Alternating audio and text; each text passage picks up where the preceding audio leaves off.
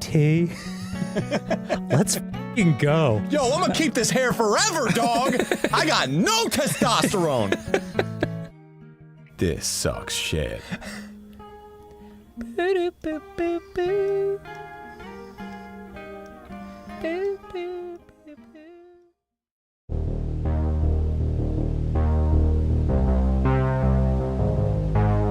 They're in order to hot dog. The hot dog's on the way. Underneath the bullets and the beers to carry over the play. Play with this hot dog.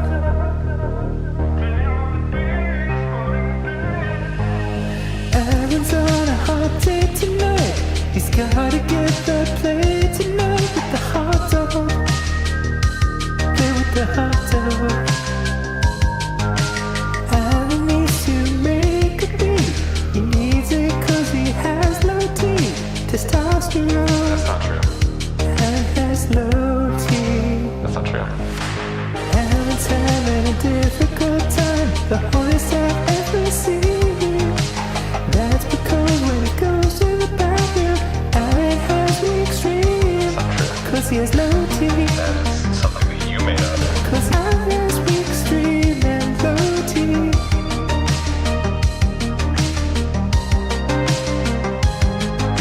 Denial is the first step to recovery. And dealing with low T. What research is this based on? Heard it on TikTok. It's not true at all. God! It's surprising that he could be so aggressive with such a low cavity. Such a low cavity. Sing more about how my T count is low. I'm a beta cuck. Aaron's having a difficult time, the hardest I've ever seen. That's because when he goes to the bathroom, Aaron has weak stream. Cause he has low T. That is something that you made up. Aaron has weak stream and low T.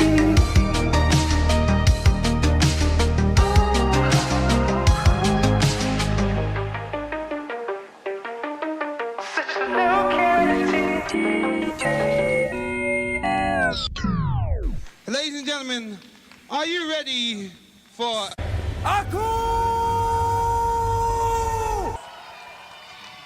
Yeah, he want to hear you. Are you ready for Well, ladies and gentlemen, without further ado, we will have for you Mr. Peter. I'll get closer,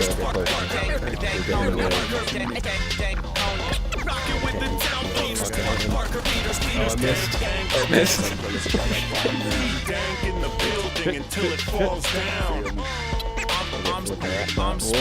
No one watches this fucking. Hey, oh, I leveled up and I've got my. Nope, still got my fucking thing.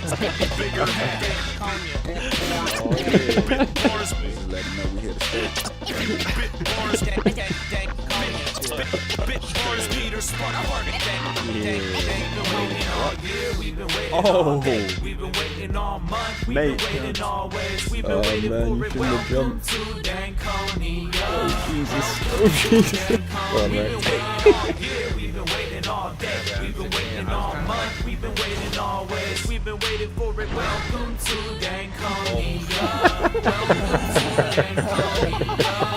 Down from the pine trees, where you'll find me. No ground with the underneath me. visine. Since the 90s, Mr. Son Weirdo, of a bitch. Shit. I'm still kissing the sky, hugging the plan, still represent the people that the government can, still blunt in the hand, Your still teammate coming got again, thrown, man. still touring Yeah. and competing, Oh, eating shit. in the van. Mr. S to the Tough, VIP, yeah. be my guest if you wanna Dude, just say, ask me go the fuck backwards him rap, then book me a few times for sure, but in the hair from the back. I don't lie when I spit, I rhyme fast. When can we change from the country to a divided Where the kingdom? peaks and the teeth, where families are Oh inbred shit, I'm in like the storm. yeast, but they smile in the portrait. Violent divorces, plants in the house, got ants in the That's what I'm gonna do, bitch. Oh, they come. Yeah, come down.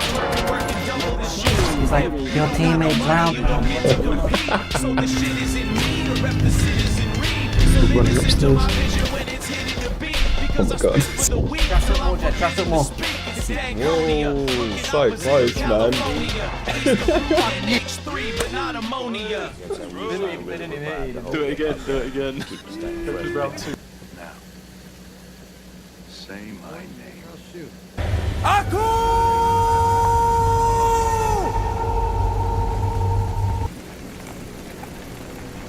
Goddamn right. Okay. Play some cool out. A bit of a pause. I'm on silent now. I just want to chill.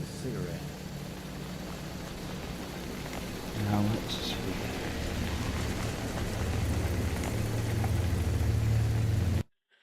I can play Spotify at the same time.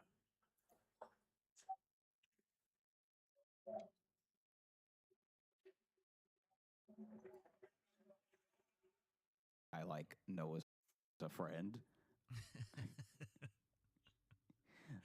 As he's about to pitch again, just suddenly you punch him in the face. And Thanks for having the sit down. yeah, We're gonna go. apologize profusely afterwards. That's like it happened to me a lot, especially right when I moved back here. I was doing there was just a couple of local shows or mics that I would get on, and then there'd be someone after that would come up to me and then really try to pitch me this surefire way to really make money in comedy. Yeah. And it's always, it was like a local thing. Like, oh, we rent out this place, right? And we sell tickets, blah blah. Had this whole pitch, and at one point they were just like, you know, we do that. You walk away with a couple $100, and I was like, okay, I can already get that from any tiny gig I grab, and then it's not on me to reimburse you. I'm like, oh, you pitched me as a middleman. Yeah.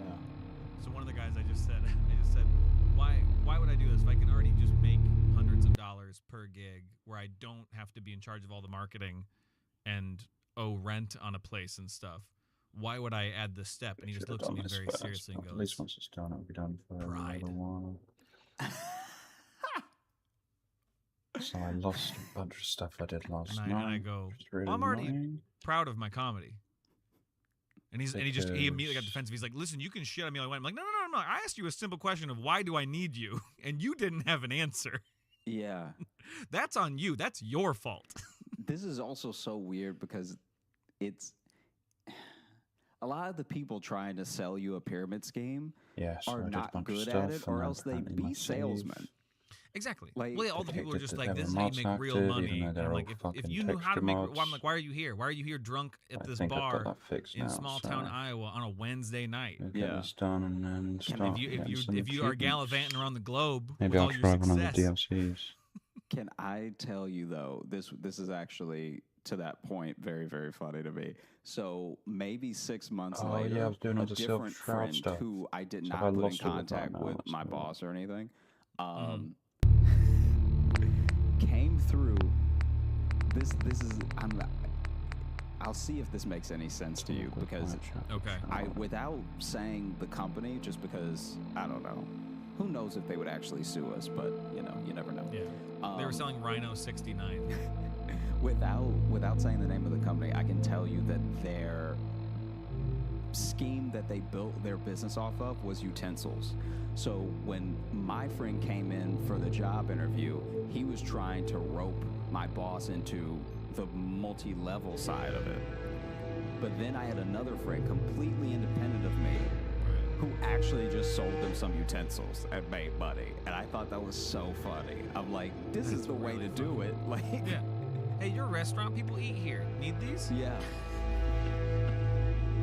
Do you need forks? And it wasn't even for that much. I can get you forks. Yeah, it wasn't even like, you know, a real coup of a sale. It was just like, hey, do you need a couple of these? Oh, yeah, sure. And then and I was like, wow, she doesn't work here and made more money than this other guy who doesn't work here.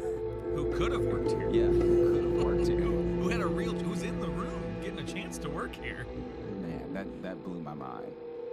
I do love, though, when I see a friend of mine from high school when their Facebook feed goes from pictures of their kids and just regular life stuff, and then suddenly it's brand new lotion products and they always act like you've been following their sales stuff for years. You're just like, oh my god, guess what I have back in stock? And I'm like, I don't know, you've never posted about this before. Okay, so this is one that this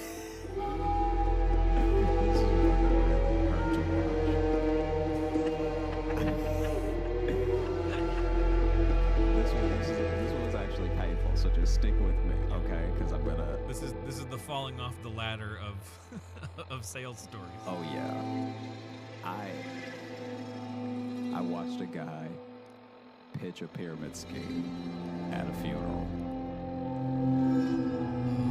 This is delicious. Tell me everything. Do not spare a single detail. So hopefully I tell it all in order because this is also years ago. I don't even care to tell in order. I just want all of it. I want all the bad from this. So I was at this funeral and this.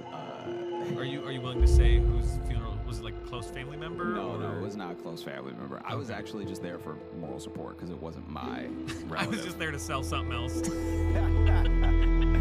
was out there selling hope. You know how it is. Yeah. No, so basically, Man, I saw these people in suits. I was just like, now these people got money. All right, I'm gonna follow them, see where they're going. Look, if you can afford a suit, you can afford. Yeah, where we going? We going to a club or something? Oh, never mind. So basically, I was there for a friend because his uncle had passed away, right? Okay. And so the person selling, though, actually was a family member. So I was just there, you know, for my friend, just to be nice and everything. And this guy, so we're at the cemetery. Oh, it's at the cemetery. I thought in my head I was picturing Like a funeral home. No, But this is he waited until he would have a captive audience, you know.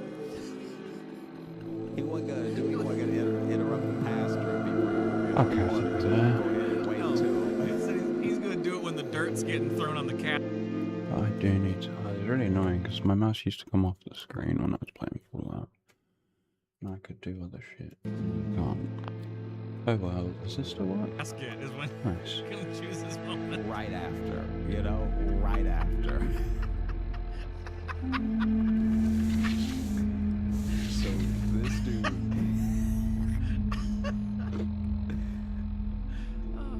This dude is standing there, and there's like a somber moment where everyone's silent, and his son says, "Yeah, I'm just really gonna miss him."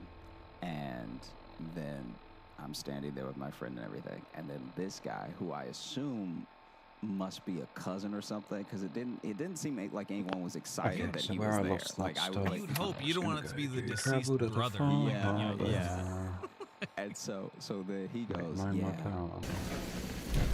I just wish you told me all it could be." And already people are like, "Wow, that was a little like I didn't know you had a problem with him or something, right?" Yeah. And then you know, people are starting to walk away because the service is over. So now people are walking back to their cars and stuff, and we're all going to meet back up at this person's house for the, you know, those people where everyone eats and sits and talks.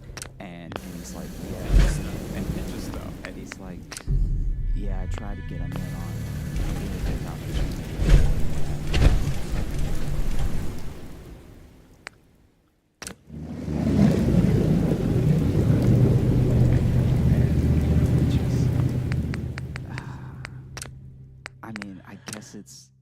I guess it's better this way because at least he might know what he missed, you know?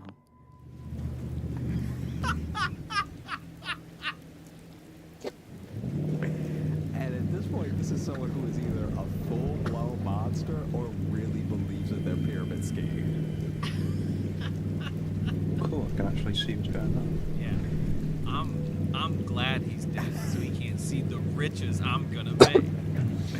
And so then I don't know who this other person is, but an older person goes, "I'm sorry." Stabs him. because that's a reasonable response in this situation. And so he's like, I'm sorry, what the hell are you talking about?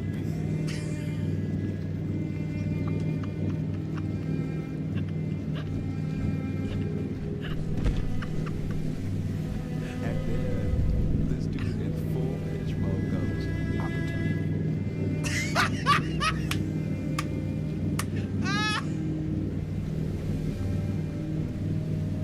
Yes. Shit, I'm in. What are you selling? And so The confidence of that. Oh my god. So then the person who said, I'm sorry, what the hell are you talking about, grabs him by the back of the neck. And I don't know what he said, but he whispered something harrowing into his ear.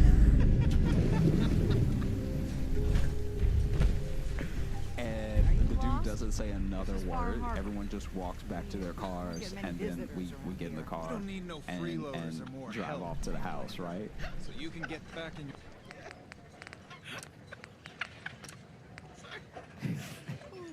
And so,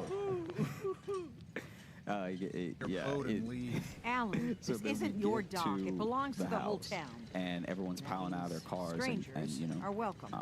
some Sorry, people are you've staying caught us outside the during house a and smoking, and then some people are difficult time. inside the house, But and Alan's people are got a getting the point. food Not heated all and visitors stuff. have good And intentions. so everyone's just sort of sitting So, down, talking about the what's person your who passed business away. Which, once again, I don't know this person that well. I'm just there for my friend, right?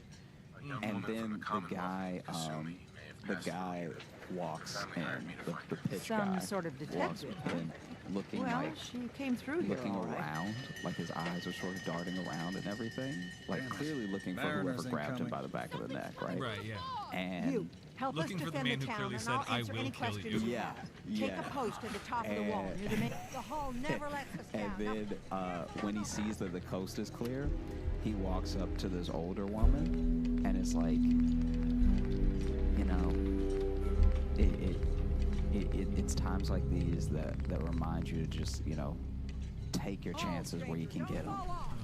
If you do, You you know, might not be able to rest. you really just gotta shoot for the stars, because if you even if you miss, you'll land amongst the clouds, you know. And I'm just happy that, you know, seeing everything that went down today, I'm just happy that I'm investing my money and my life into opportunity. And so I'm just like, wow, when's this guy gonna say whatever because it's all platitudes, man. It's all like just consistent, like trying to rope people in, but he's clearly not good at it. Yeah. And so Clearly he got wrapped into it and no one had said what they were selling to him. yeah. So now he's just out there trying to sell product that exists, I guess. Yeah. I don't know. And so then, he tells her, he's like, I'm a part of something special, and I really want you to be in on it with me. Sure you saw something? Just for just a. Will you marry me? Right? You would think, because he's really ramping up, and it's like all ask and no setup. Avery. Like it's a bunch of Right, platitudes, and then he just goes for it. Mhm. And so then, he's like, I really want you to be in on with me. And then this woman goes, okay, what is it? And he's like, Defend yourselves! it's the future. All right. Hey, Like, still won't say what it is. And so he's just like, This is so good. and so he's like, it's the future. And I mean, would you rather $400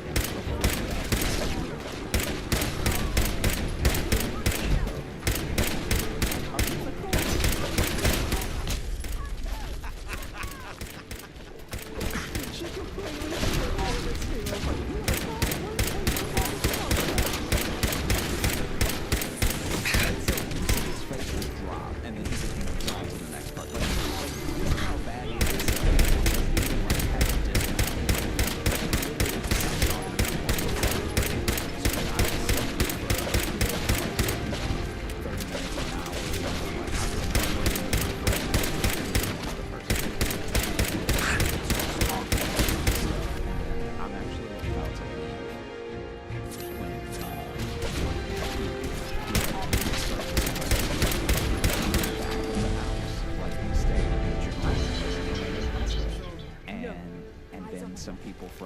outside start coming inside, and so I guess he starts trying to work them too, and goes up to this very old man who is clearly like. What the fuck? Are they throwing grenades?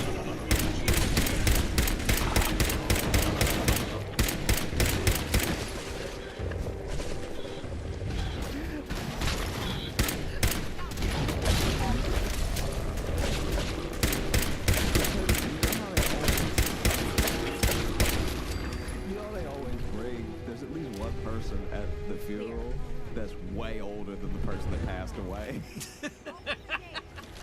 Yeah. And so they're looking at the casket. You're like, oh, that's the Highlander there. Okay, there can be only one. They're looking at that casket different. All right. Every day. And so he starts talking to this really, really old man who's honestly not even like registering. Like, I'm not even, you know sometimes when people are especially like in their 80s and 90s, they get a little bit vacant, you know? Right. And so he's giving this dude the whole spiel, and this guy's not interrupting him or anything or looking at him quizzically, so he thinks he's on a roll with this older dude, right? Who is clearly somebody's grandpa. Now you see what we're up against. Or just can't hear him at all. Like the old guy is just creatures it spits like his out, hearing's taking gone. the whole island from my people. For your help when we needed it. You deserve this. Then he gives him like a long, What's you know, the fog? classic pyramid scheme speech about like be part of The fog's my, radioactive, right? I think he called them Opportunity, my Pockets of it. movement, The my. deep Yeah, I think he called them They're clusters. hard He's like, if you're followers. in my And cluster, as deadly as that you know, is, my that's only part of the kickback problem. is only Things 5%. A lot of people live in their kickback If they you're, have in, 10. if you're, You think what attacked the harbor's bad? Oh, there's far worse further inland. If you manage to survive despite all that, it must be tough. Ornery, more like. I'm done cowering behind your damn hull, Avery. Time you let me deal with the real problem. With the right people and my guns, I can end those Children of Adam cultists for good. The fog's been here forever. That's The Children of children Adam. didn't make it. Before the Rat Eaters came, the fog was under control. They come, and it all goes wrong. It's time we do something. No need to burden a stranger with all this nonsense. What's the deal with the Children of Adam? They're religious folk. Worship the power of Adam. Which is radiation, I guess. If you want details, you'd have to find and ask them. We used to have a peace with them until a certain hothead menace named Alan Lee. Now that's enough. That preacher came into the harbor saying that it was Adam's will that we lost our land. That it was Adam's goddamn will that we lost so many friends and family. And that the Atom would wipe this whole place clean of us. If it were up to me, you'd hang for what you did to that preacher, Alan. Have the children made the fog worse? Absolutely not. There's not one bit of evidence. Geiger counters don't lie, Avery. The fog's gotten more lethal year over year. And now the fog's covering the whole island. But only after the children came. You know as well as I do that's happened before. Sure, people have theories the children are involved, but no one, and I mean no one, has proof. Can we get back to business? Sorry for all that. You're here for Kasumi, right? She headed inland to the Synth Refuge, Acadia. Getting there will be dangerous. You'll need a guide. Old Longfellow. No one knows the fog like him. But word of warning, he's a bit of an acquired taste. Seems like you're a rhythm gamer. No. What can you tell me about Acadia? Ask Longfellow. He's the only one that's been there. Thanks for the info. Best place to look for Longfellow's at the bar. The last plank. And, please, lend a hand around town if you're able. Even if it's slapped away. People like the Mariner and Cassie and others need help. And let me say something you might not hear again. Thank you. How she just slapped thank you, bolts off. Don't let the island catch you off guard. Mariner. Bye, my The girl. hull took a battering. Sure. She wouldn't be standing at all. if it were- They call me the Mariner. Shipwright.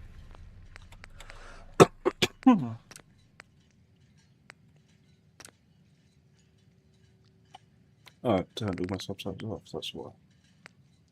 They seem to have disappeared. Handyman. And the only one keeping the harbor afloat. The town's lucky. You blowing smoke up. I don't suppose you'd be willing to lend a hand. In order to do... And they won't be easy. Sign me up. I'll help. Eagles Cove Tannery. Uh-huh.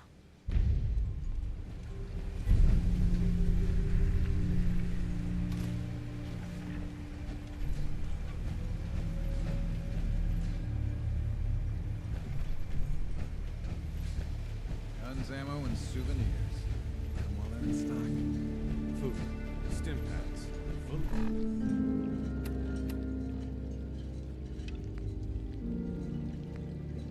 this stuff.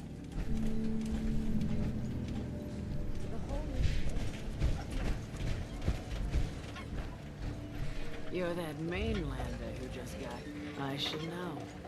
I watched the island tear down. Sounds interesting. I thought you might say that. My family, the Daltons. It was lumber and fishing that made the island's been getting revenge ever... Ah, but now our story, with the stranger's help, the last... Let me guess. I'm... Ah, you're a quick one. Now, on to the first. Beatty was my cousin. He was a good one. He was out foraging at the National Park campground when the island sick some feral. Anyway, he made... Of course, those feral... Those ghouls are as Good. You eyeing me, mainlander? Bring it on.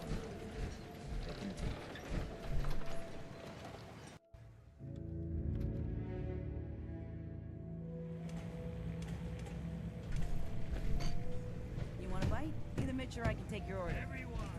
Captain Avery said you can get me to Acadia. Oh, hell yeah. BLI markers. Nice. You get your hand. Oh, I'm I'm interested done in leading you now. people. The last fella could. Some parents. Someone's headed for Acadia. There's always Yeah. clever with words. I can get you to Acadia, but you've got to listen to me. Go where I say when I say it. Still won't be easy. None the real. Let's go. Follow me. Let's be fair, I could probably do with some more armor. I hope mainlanders did better than my regulars. What you need? I could use a drink. You got my attention. Only 12.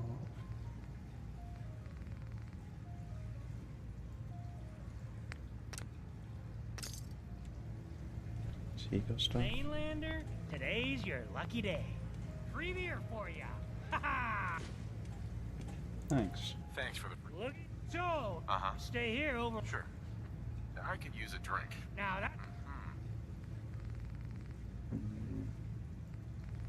So it's about shotgun shells.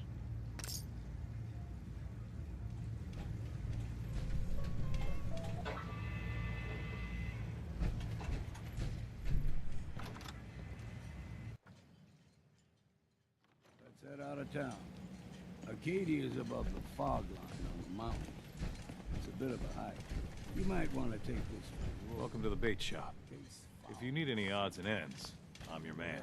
Let's trade. Happily. Okay, he's got enough ammo for me.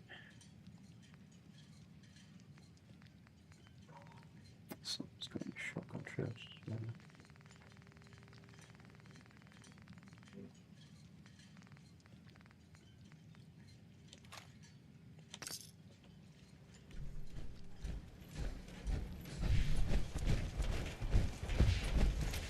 We need to move through the main. Old mountain trail is where we're.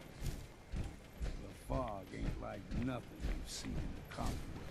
Mainland Still got my robot boy. That's all you need. Tracks, fresh ones. Trappers ahead. When the bullets start flying, find cover. Keep your head down if you want to.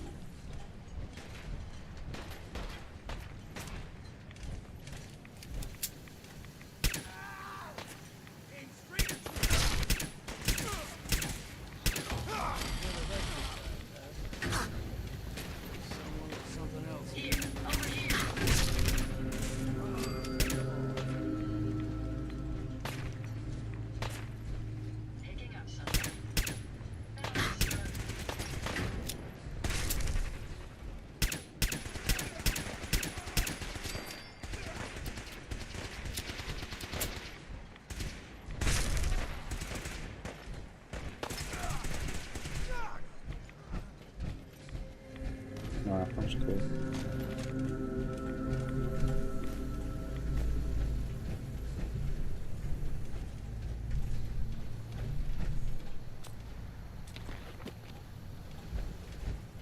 You're not half bad, Scrap. Figured I'd have to take care of a lot of you. Might just make a proper farm harborman out of you. See the fog in your number. There's something in your brain. Trappers were mean to begin with.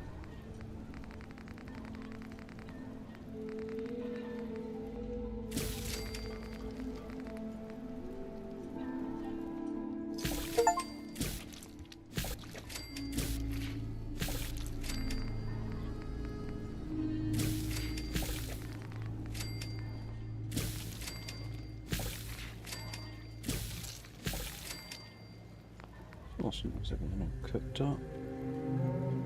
Let's get back in the car.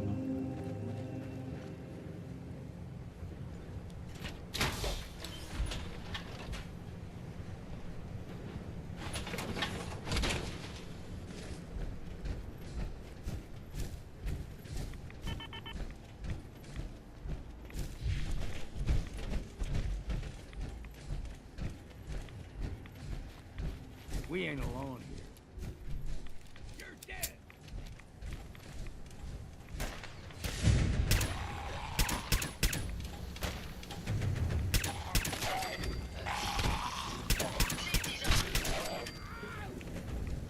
What was that? No more hiding.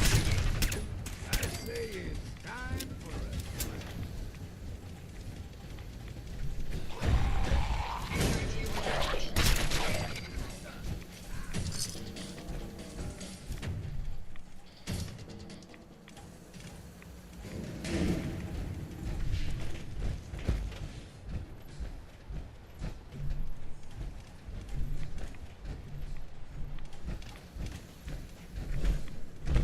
Oh, hello. He's safe.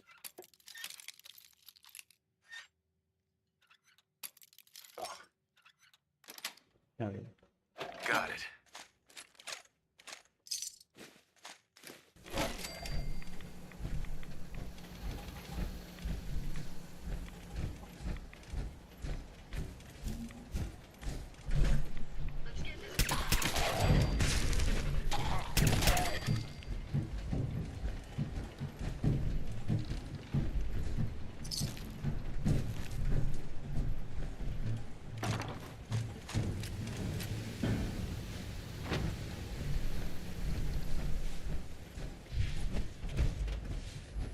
Where's my boy gone?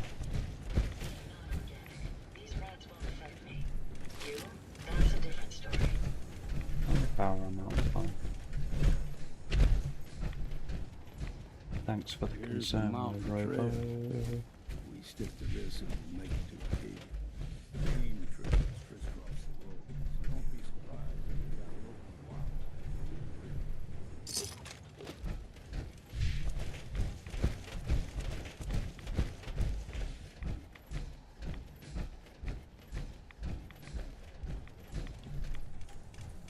We ain't alone.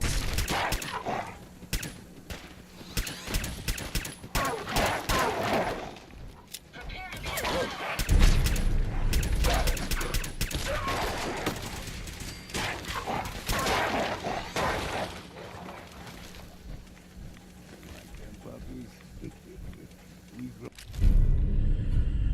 grow everything extra mean. Still got a ways to go.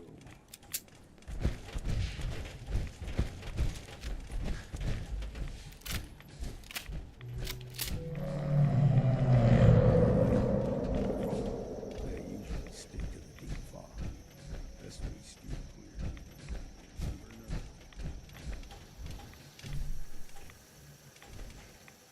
I still haven't looked at the map.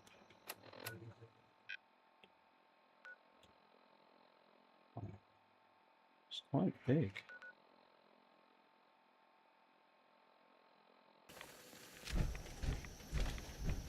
When I was a young lad, no higher than you and me, the whole island was covered in fog. The fog eventually rolled back. People resettled, but they got comfortable. Started taking things for granted. Folk got short memories. All this has happened before. I don't know if this will happen again.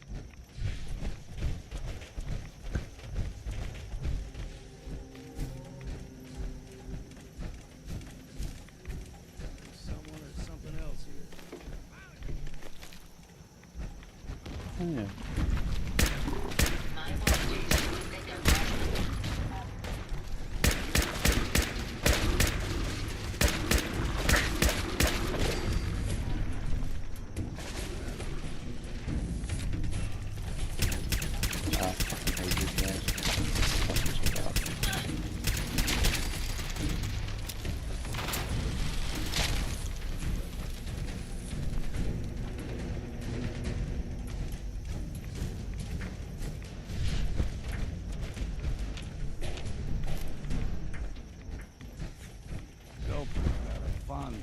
Fresh water.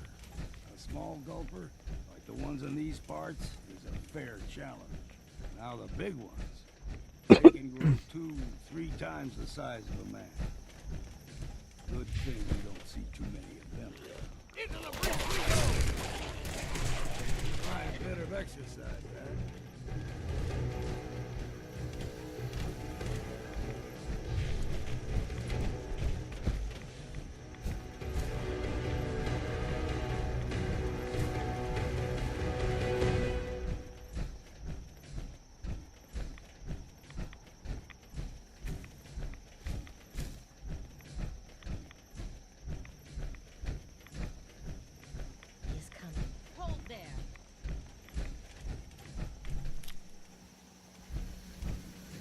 One more soul. Well, what have we here? Your barbs do not harm me. How about bullets? Sure.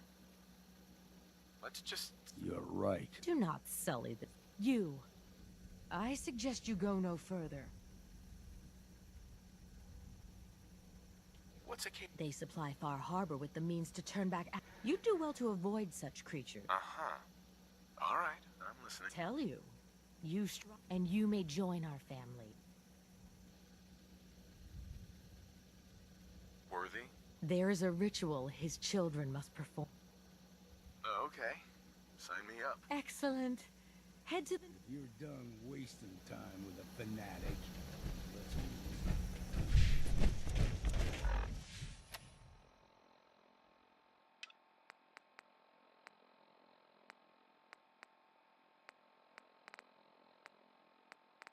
Or is that just like a miscellaneous?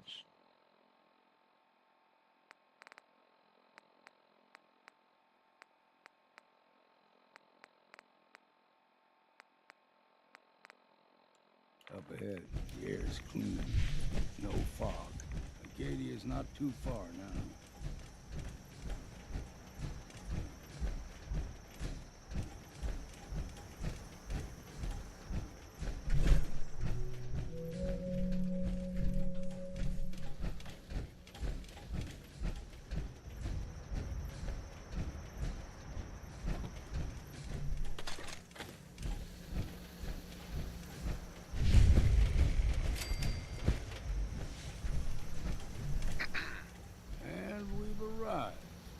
Acadia's already been watching us for a good spell. They'll be... You need my help again. You come see me. Got a cabin just outside of Far Harbor. Good place to tool up your gear. Get some rest. Just make sure if you're bringing a box. Leaving already? You saying you want me? Maybe later, Longfellow. All right. Uh-huh. You ever want to hunt the forest and walk down? Can't remember if I had my badges with me. Shit, I should probably keep him. He might be able to help me around the island. Hey, hey, hey, bro. We heading out? Yeah. That's right. Let's get going. After you, then. Sanctuary Hills for Ada. Oh, you're so much more useful though. You're a fucking robot person.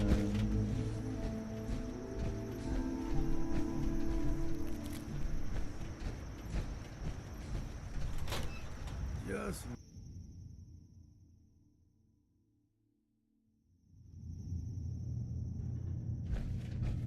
guessing this is a safe place. Yeah. You know, when I first climbed this mountain above the fog, I thought to myself, now here is a metaphor worth taking in. You've entered a place of clarity, understanding, peace. While you're here in Acadia, Synthkind welcomes you as long as you welcome us. I came here looking for Kasumi Nakano. Really?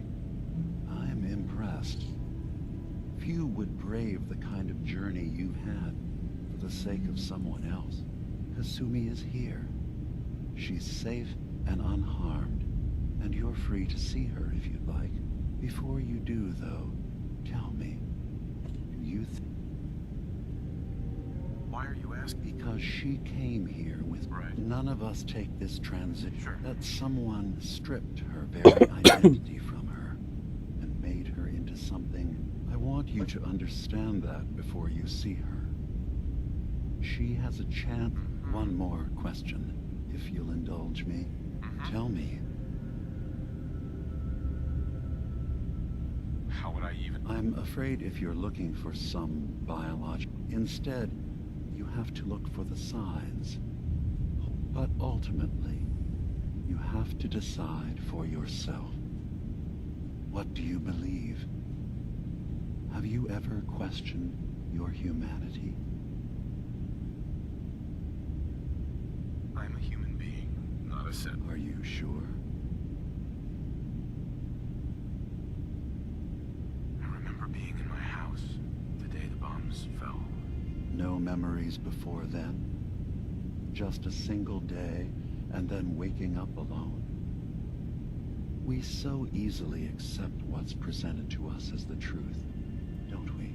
Isn't it funny how a memory can feel like a whole different reality?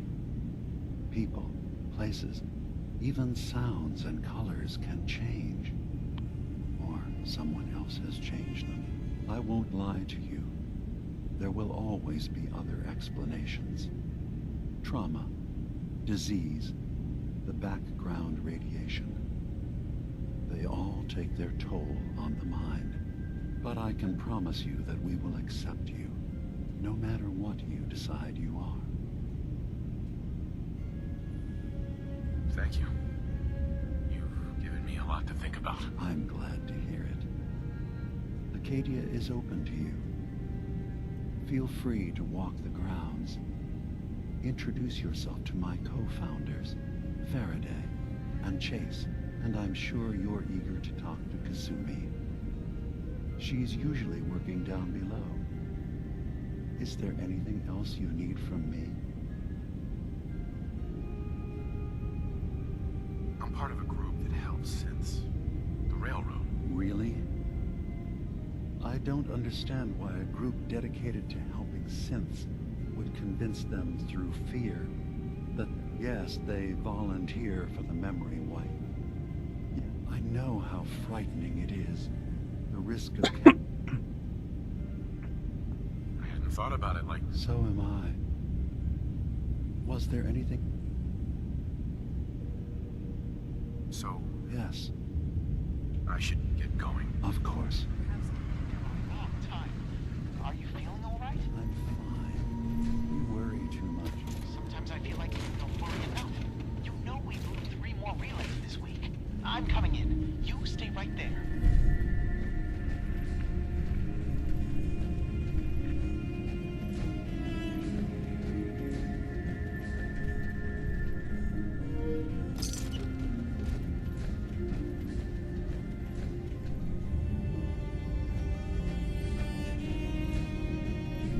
Hi.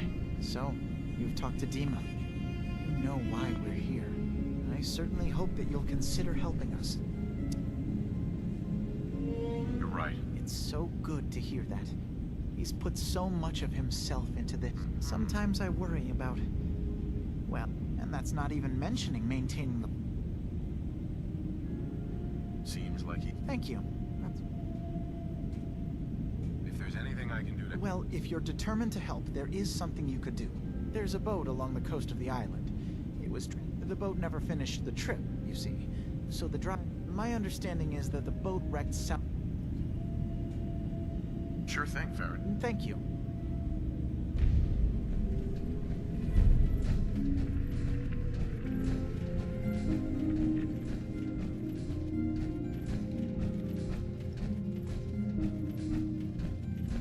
I assume you're not planning on staying long. Is there a problem with... Maybe. Acadia is only as secure as we make it. If there's a synth who needs a safe place, then we take them. That makes you an unnecessary risk. It's nothing personal. Is there anything I can say? Just don't cause any problems.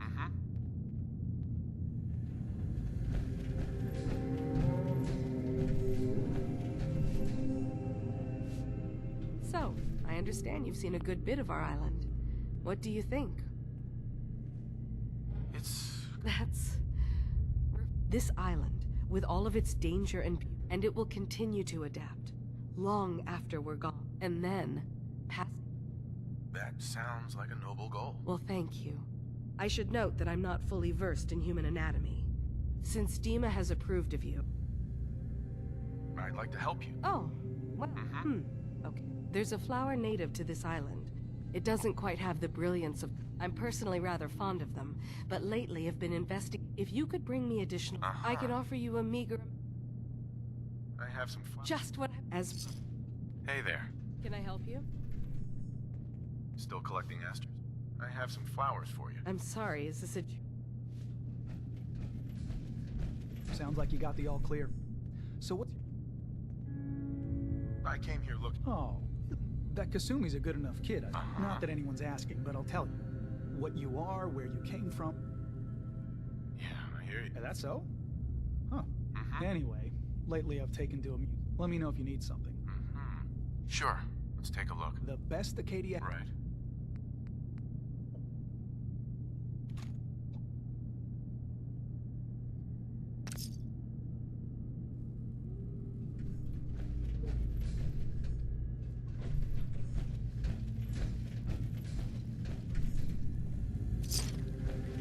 Acadia may not look like much from the outside, but it's all some of us have got.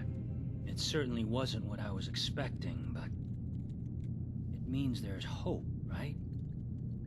That's a good attitude. Believe me, when I first escaped, but I heard rumors of Chase, and now here... You're lucky to... Yeah, I guess. I've just gotta keep...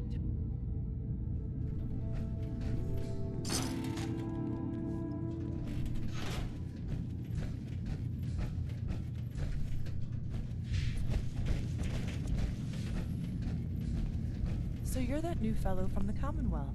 It's so wonderful to meet someone from back home. Right. Getting better every day. Oh, that's so good. Acadia is all... You're safe here.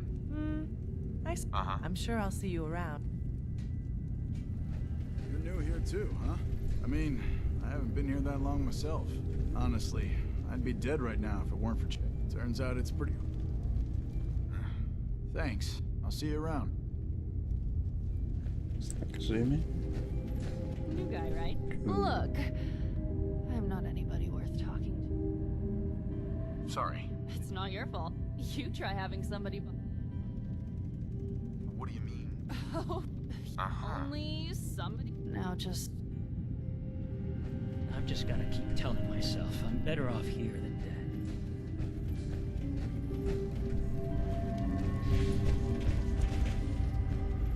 If it weren't for Dima, most of us would probably be dead. Don't have the key.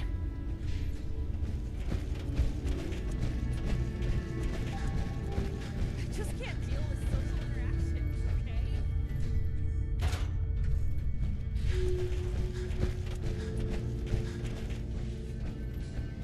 Ugh, circuitry. Kasumi Nakano?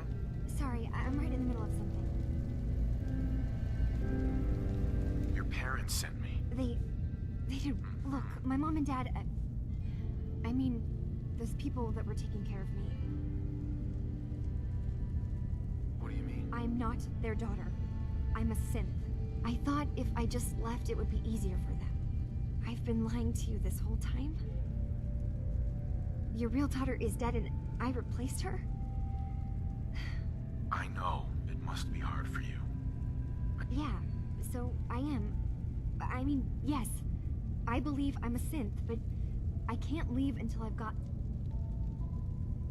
If something's going on... I don't know how you could. Wait. Wait, of course you can help.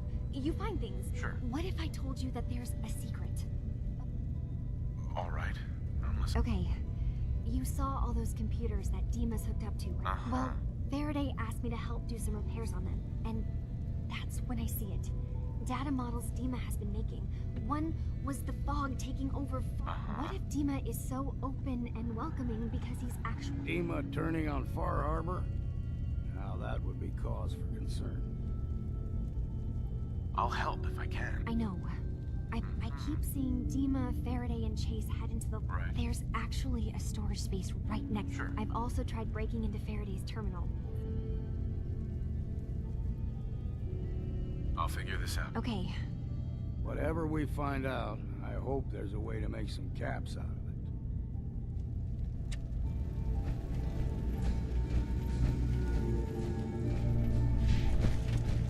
I swear someone has the key to that storage room. He's always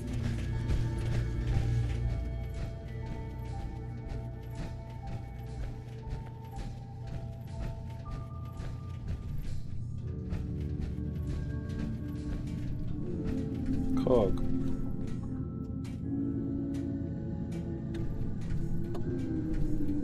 You want to buy something or what? Excuse me. Need something? Hey, Kasumi's... Well, yeah, I guess. I mean, you could. Like there could be anything I'm carrying. I was shoving things around in that upper floor that circles the wall of the telescope room, if that helps. That doesn't help because I'm not getting to that removal game now. Oh, now it's open. Or is this just a different personal sort of deal? Let's save that one for last since I've done my research.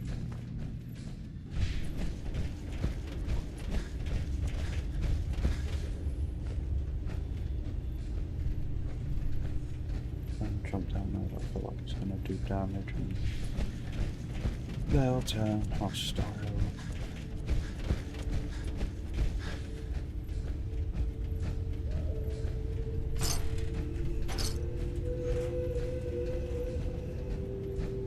That's amazing if you look at it.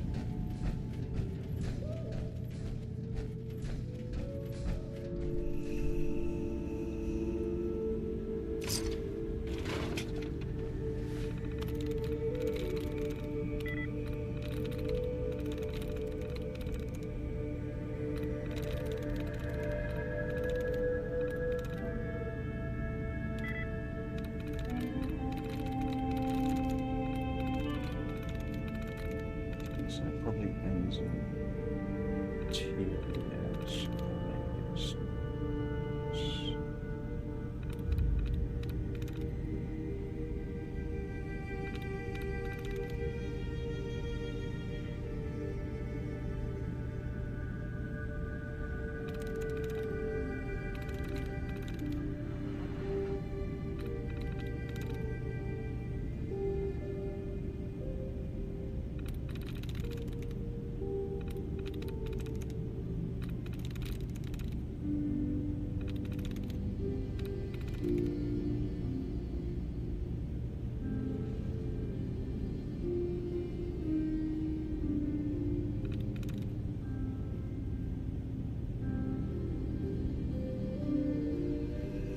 None of the the lighting. No.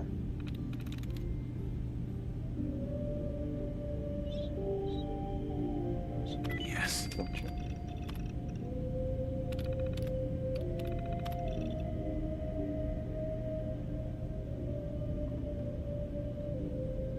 What else fuck does this?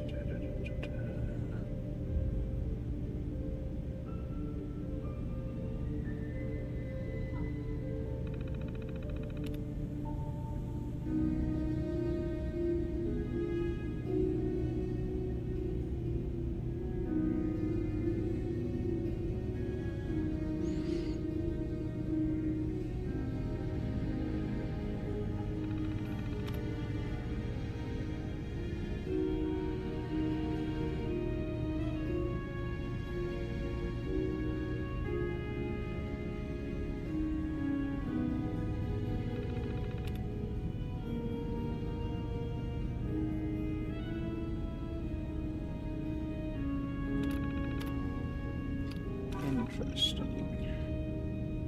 Got away with machines, have you?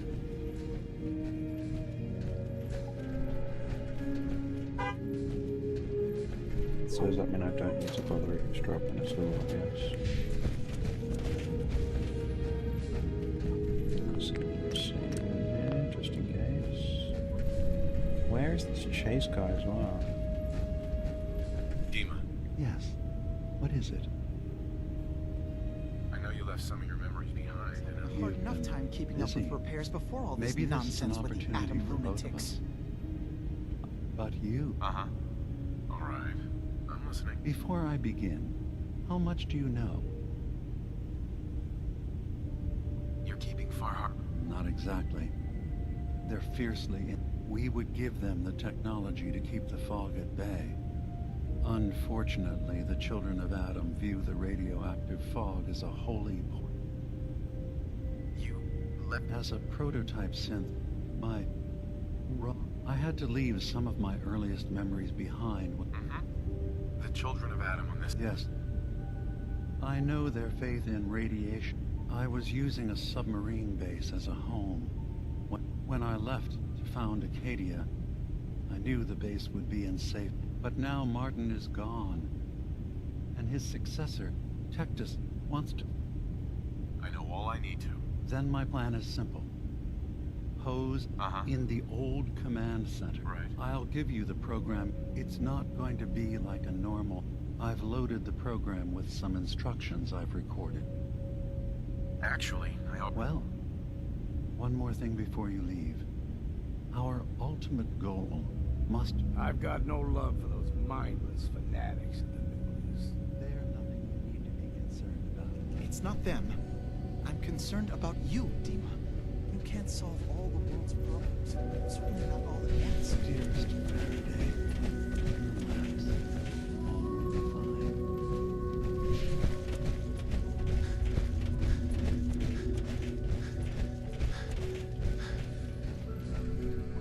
Turns out Dima's earliest memories are in the hands of the children of Adam. He's afraid of what they're gonna find. So, is that what those death projections, or is he still hiding something? What? Do you have a way in? Into? I got this Really?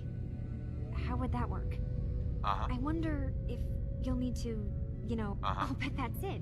And then Faraday's program would. I'm sorry, I'm making assumptions. It's just. So. If it's something that would really threaten the island, and if Dima really can't be trusted. I'll get Dima's memories. Good luck.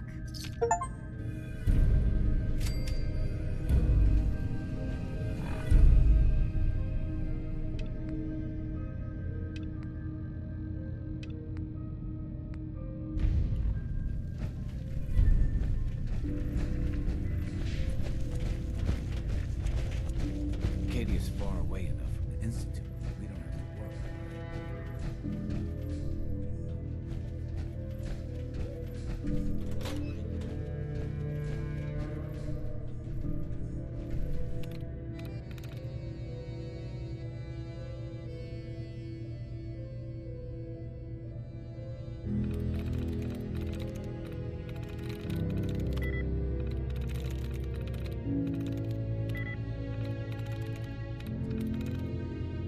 Oh, I really can't be bothered with this. Let's use this as much as we can.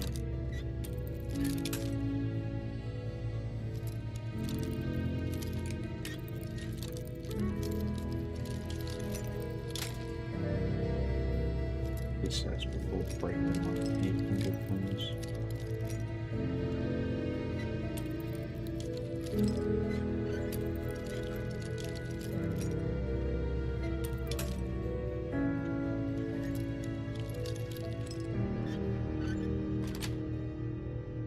Nice.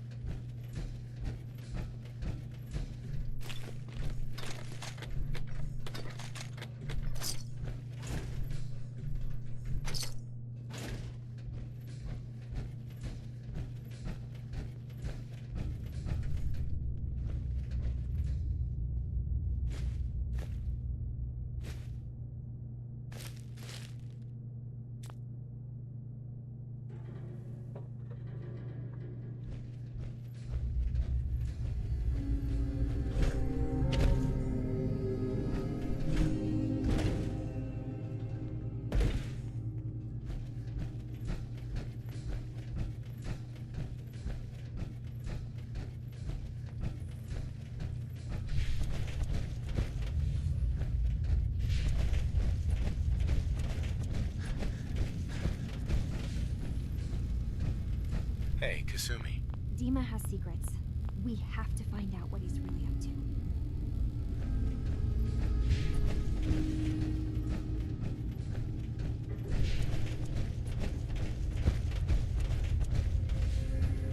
It might not look like much. This is the only place I know of.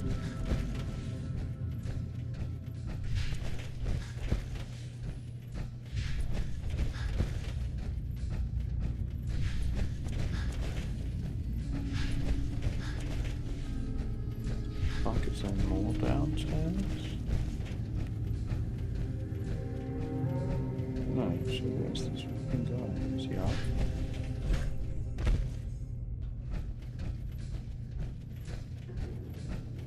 Oh yeah, there he is. There he is.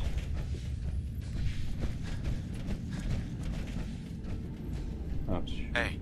You track That's a Kasumi heat, not here. just burning my feet. I'm impressed. Perhaps not as quietly or efficiently as possible, but thankfully she was never in any real danger. I'm afraid your journey was unnecessary.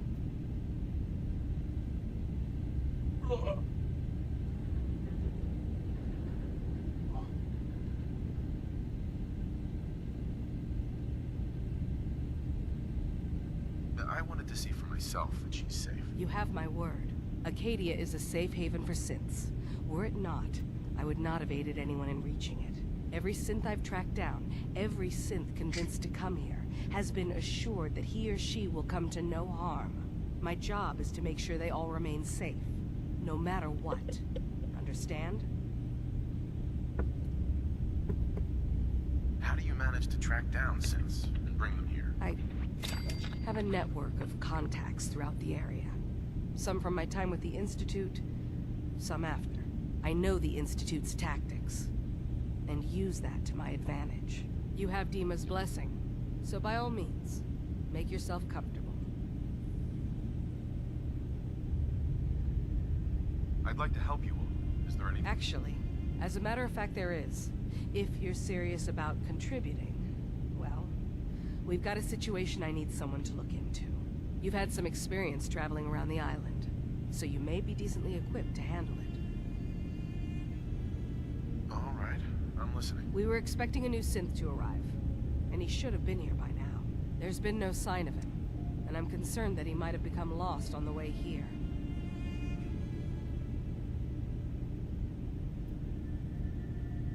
You have any leads on where he might be? You should start by talking to Brooks in Far Harbor.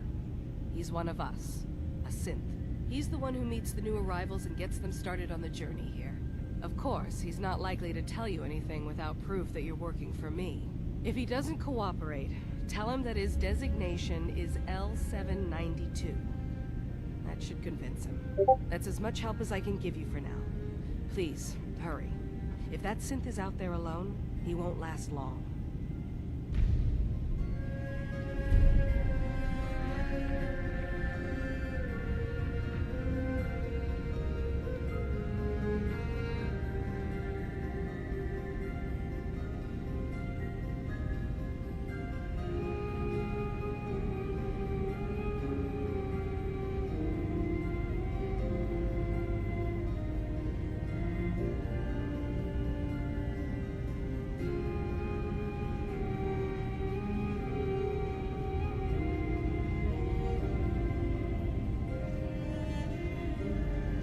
Okay, have I finished that?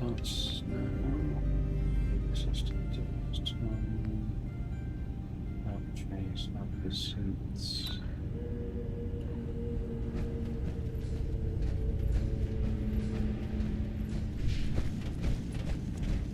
Nothing left. Let's roll.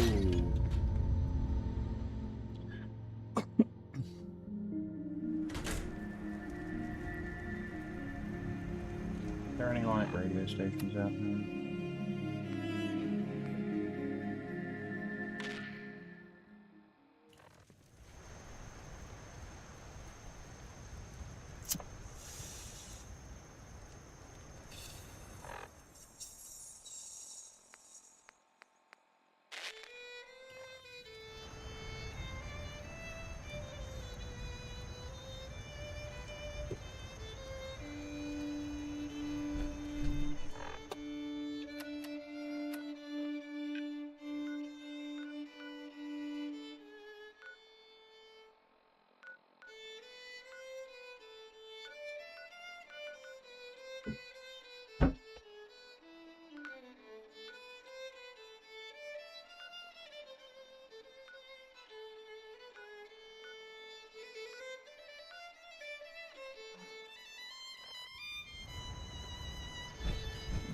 Maybe someday more places in the world will accept us for who we are.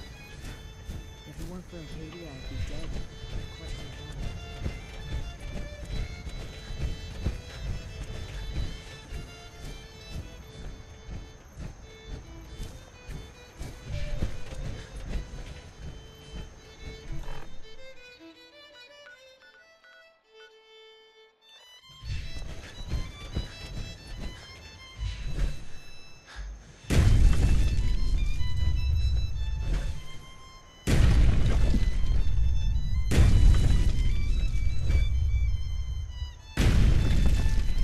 Damn, that's fun.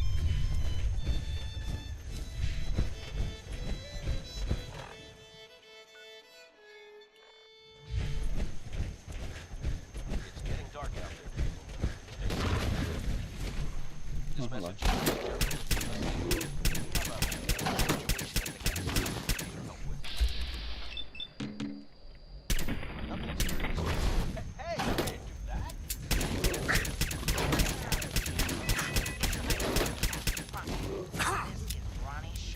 Hey, my arm's getting fucked up. Where's my controller?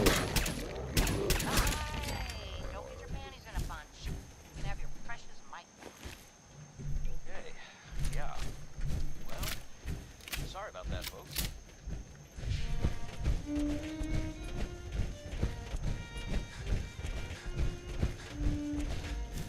Friendly?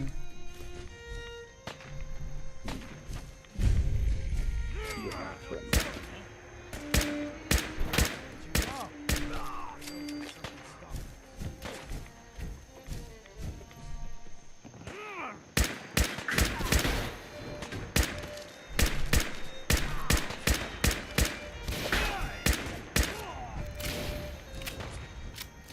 I need to heal. Stomping upstairs is really fucking distracting me. Very annoying that those people didn't need to stomp.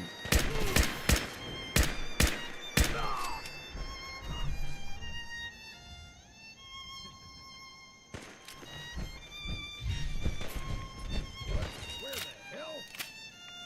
Ah, ain't as clever as you thought. Where are they?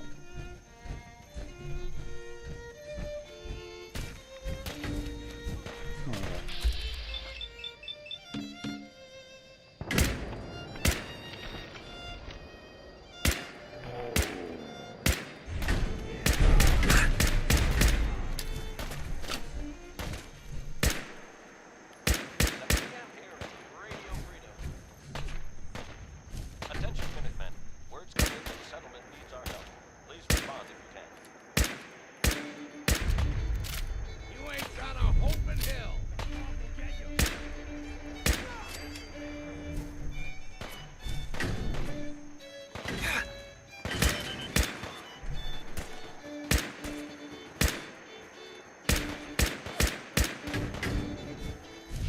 Fucking mine.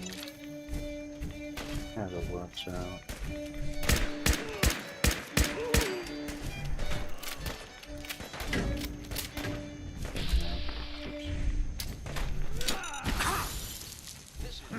Now, dude.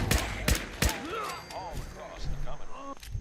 All quiet, which is how we like it. Stay safe out there, people.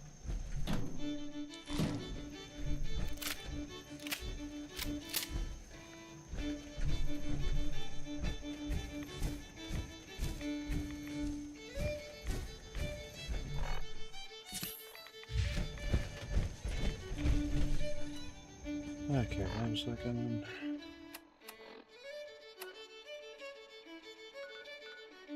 Read the storage drives.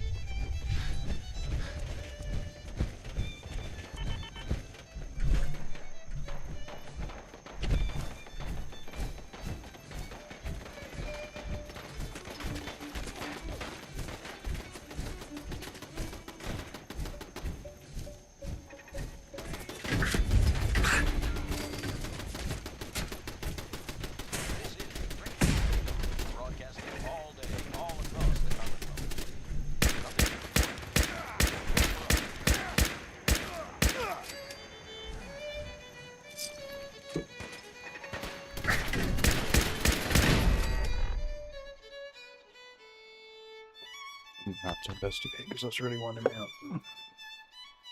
Stomp, stomp, stomp.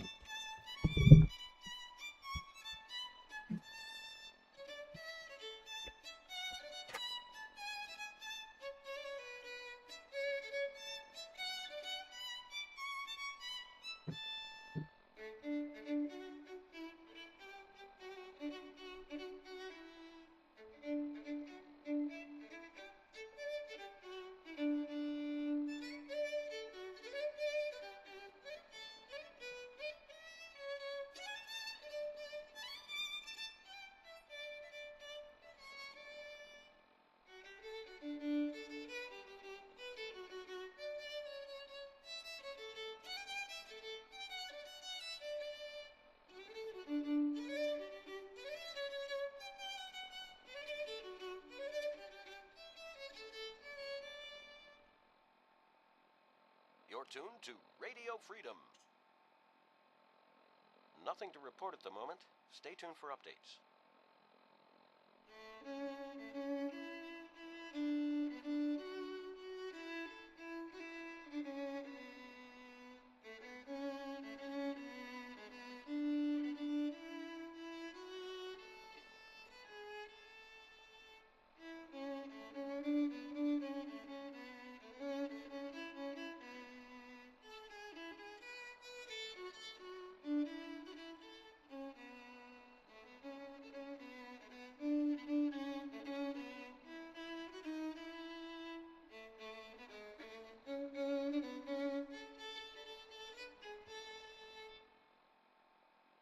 You're tuned to Radio Freedom, voice of the Minutemen.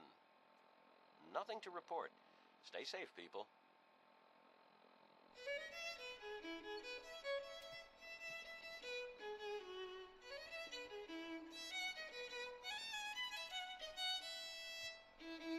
Okay, so someone appears to be moving out, which is going to be really loud and annoying, but at least I know it's nothing to do with me. What was that?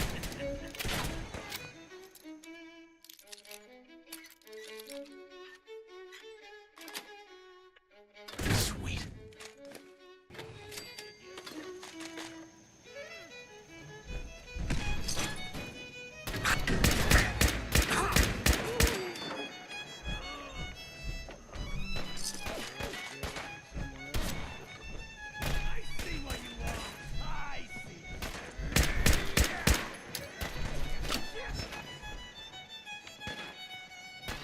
Oh, come on, you dicks.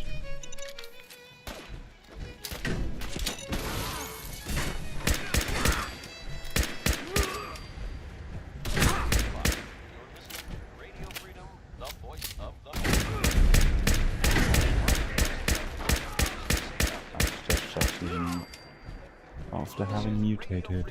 Broadcasting all day, all across the Commonwealth. Nothing new to report. Keep it tuned here for Minutemen alerts. That might be really handy.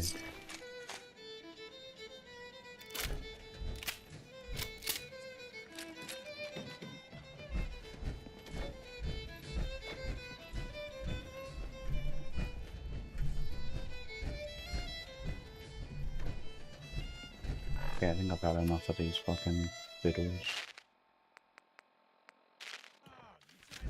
So, there's this thing I heard about. I'm not even really sure what to say. There are stories about... That's it. It's some big contraption they built out there in the Commonwealth. No one that's mentioned it, they don't know what it is. Not for sure. This next part... Well, I mean, it's just people talking, you know? It doesn't make it true. Not necessarily. But it's been said, well, it has something to do with the Institute. Trying to blow it up. Yes. Or maybe disappear or something. There aren't really any details. If I were you, and I saw this thing, well, Fine place to hunker down. You know, I'd run the other way. Up next, crawl Crawl out through the fallout. That's just the name of the song. I'm not recommending it. Of course, of scientifically recommended action. Guess I'll come back.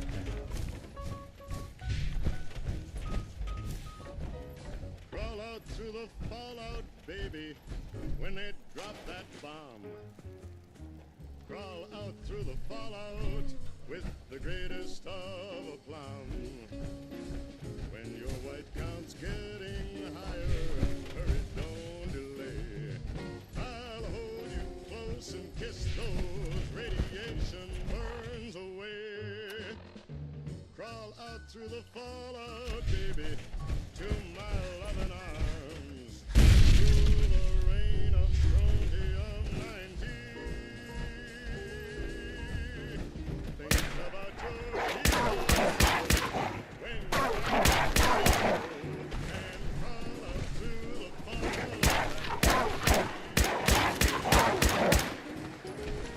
Crawl out through the fallout, baby. You know what I mean. Crawl out through the fallout, 'cause they said this bomb was clean. If you cannot find the way, just listen for my song. I'll love you all your life, although that may not be too long. Crawl out through the fallout, baby, to my loving arms. Yeah, I'm gonna get copy sprites for the screen sake. Keep us free. In my glory triangle, you. And so then the guy. If you're in my success octagon, you and I can make so much money a year. It can't be a pyramid because it's an octagon. Exactly. So, but like one of the points is a little higher than the others. It's also a little wider at the bottom. Yeah. So then he finishes his whole little spiel, and this old man with this old voice goes, "If you don't get out of here with that bullshit."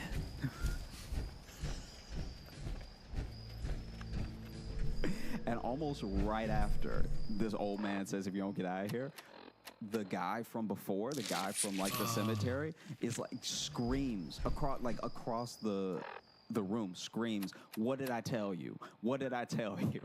And then walks up to that dude, grabs him in the back of the neck again, and just walks out with him to the backyard, where I am assuming that he beat the hell out of him. Where he is now buried to this day. Wow. Right? I mean, here's the thing. This man is just a social terrorist with what he has done. I do, though, weirdly admire the confidence What is that? The water to on show fire? up to a funeral. I don't even know if he's close to him or not, but to show up to a funeral and be like, "This is where I'm gonna make my nut, man. This is where I'm really gonna. This is where I'm gonna make that killing." Crazy. I weirdly admire that horribly misguided confidence. I mean, they already parted with their cousin. What's parting with a little bit of money? Yeah. Maybe everyone here's got some inheritance now that they can. Oh they yeah, can throw Captain money Avery. away. Come on, you know Willie left you something. Yeah. He left you this, but what I'm giving you is an opportunity. Man, listen. That's fucking amazing. That's such a good story. I mean, that's so good. As Ludacris says, Jesus saves and I withdraw.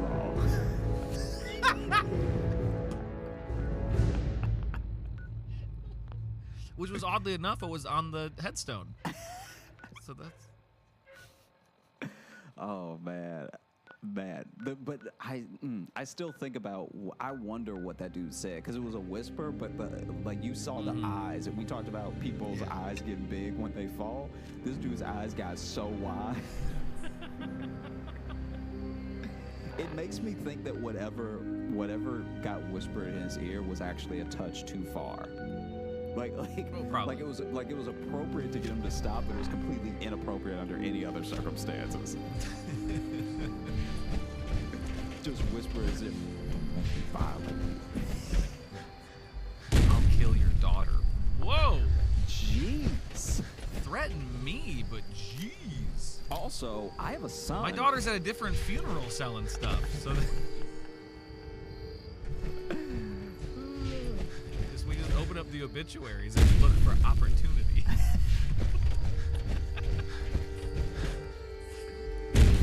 the movie version of this, I feel like, is like, man, this is such a wasted cause because he clearly killed his relative to gather everyone together so he could pitch. Oh, that's really fucking funny. The murder mystery where it's actually just it was the only way I could get the family together to try to sell him a timeshare. Damn, we pitched a couple of good movies in this episode. We got a sketch. We got a good movie now. Oh man. So another one that really got me. This is, you know, this may not be funny to anybody but me, but I so well, if it's not, it'll be a mini-sode. Right. Because that's hard to immediately start shooting. So something's hitting me. There was a kid in high school. I won't say his name, but there was a kid that went to high school with a big crush on this girl that basically we were competing in track and stuff. Okay. Track and cross country. I did cross country. He did track. And so I never actually got to meet her, but basically at a track meet one time he saw her, and it was like that lovey-dovey high school love at first sight thing. But she went to like, you know, like a rival high school. Like she is like from our city, but she goes to a different school. And he would talk about her consistently, like to the point where I was like, dude, you should just. I don't know how you would go about it because like Facebook and all the stuff weren't huge yet, so there wasn't a clear way to like to find this person again. It's like all you really know is that she got second place in the dash, and so I guess you can follow her career and or just wait for the next track. I don't know what to tell you, you know? Yeah. And so then, like, did he talk to her at all, or was just first time he doesn't talk to her at all? Doesn't talk to her. Right. Okay. So then the second track meet comes up because I don't actually know how track worked because I didn't do it, but I am. Yeah, it's just a big circle that they run in. Oh, you mean the season? Gotcha. You're a monster. So because I didn't do it, I don't know if you just like gathered everyone to compete in the same events once a week or different schools. I don't really know how it worked. All I know is they did regionals and then state. All the schools get together, and then just the events like happen throughout that evening. So all the like different schools will just camp out in different areas and just hang out. So you can, there's hours sometimes between your events. Tell your friend to come on out. So you can kind of wander and meet with other schools if you want. Gotcha. So basically, all I know is he didn't talk to her the first time, but then it took the second whatever track meet or whatever it was, but the second time that all the schools were together in clusters for him to just like make his move, and I guess it had been long enough that he had promised himself the next time I see her, I'm making a move, you know. And so he walks right up to her, and they strike up a conversation, and it seems to be going great, right? And then he ends up getting her number, which I'm like, man, so happy for him because he could not shut up about her, you know, before this happened. And I was scared. I was like, yeah, it sounds like, first of all, she sounds made up. Second of all, it sounds like he'll never meet her again, you know? And so... No, man, she's beautiful, okay? And she's really fast, but not the fastest. But like, so like you wouldn't know her because she's not like super fast, but like she's fast. So, I mean, this is how silly I was. In my head, I was like, I hope he really likes her as much when she slows down. He might just like the blur that she makes when she running. Yeah. I just like her because she's a streak, you know. That's a. Yeah, and so basically, he gets her number and everything, and then takes him a little while to get up the nerve to actually like call her. Mm-hmm. And so he calls her, and he calls her at night or something. He calls her like a little bit too late in the evening, and so she answers, and she's not weird, but she's a little like, oh, like. I think she knows by him calling her at like 11 at night. It's like, this is okay. You clearly are trying to have a late night chat. And that's when she informs him. She's like, you know, I gave you my number and everything, but I thought we could just be like running buddies or something. Like I have a boyfriend, you know? And so he was just crushed. He was just like, oh man, that sucks. Cause like, you know, he was gonna find out eventually, but I think he just thought he was on a roll because it was like, I walked right up to her, got her number. This is great. I'm in business, you know? Well, and it'd be one thing if she was like, I thought we could just be like friends. I liked you. I thought we could hang out. It'd be like, oh, we could be running buddies. Like where you've already been put into a specific category of friendship. Yeah. You don't even get to just be my buddy. Like, no, you have a job. Yeah. We're also not going to be eating together. We are not brunch buddies. Never. We are running buddies. Yeah. We are going to be in gym clothes. I'm never looking sexy for you. Yeah. Like, at all. That's not what this is about. And so, that's not what this is about. So then, you know, she's like, you're going to hold a towel for me. Yeah. While that's I your run. Job. Yeah. But then, you know, so she's like, I have a boyfriend and everything. It's like, oh, okay, I didn't know. And then I think she realized, she was like, oh, yeah, I'm sorry if, you know, I gave you the wrong impression or anything. He's like, nah, it's all good. It's all good. And so they actually become acquaintances. They never really become friends. And then they pretty much lose touch after, you know, high school. And a lot of us leave to go to college and stuff. And so he tells me that like one summer, coming home from college one summer, he ran into her and you know, she was like, oh, hey, it's so good to see you. How have you been? Just all that friendly stuff. And she was like, we should catch up sometime. And so he was like, oh, yeah, sure. Like, is your number still the same? She's like, yeah, it sure is. And so he was like, oh, okay, it'd be cool to catch up with this person. Like, you know, we never became a thing, but, you know, it's all good.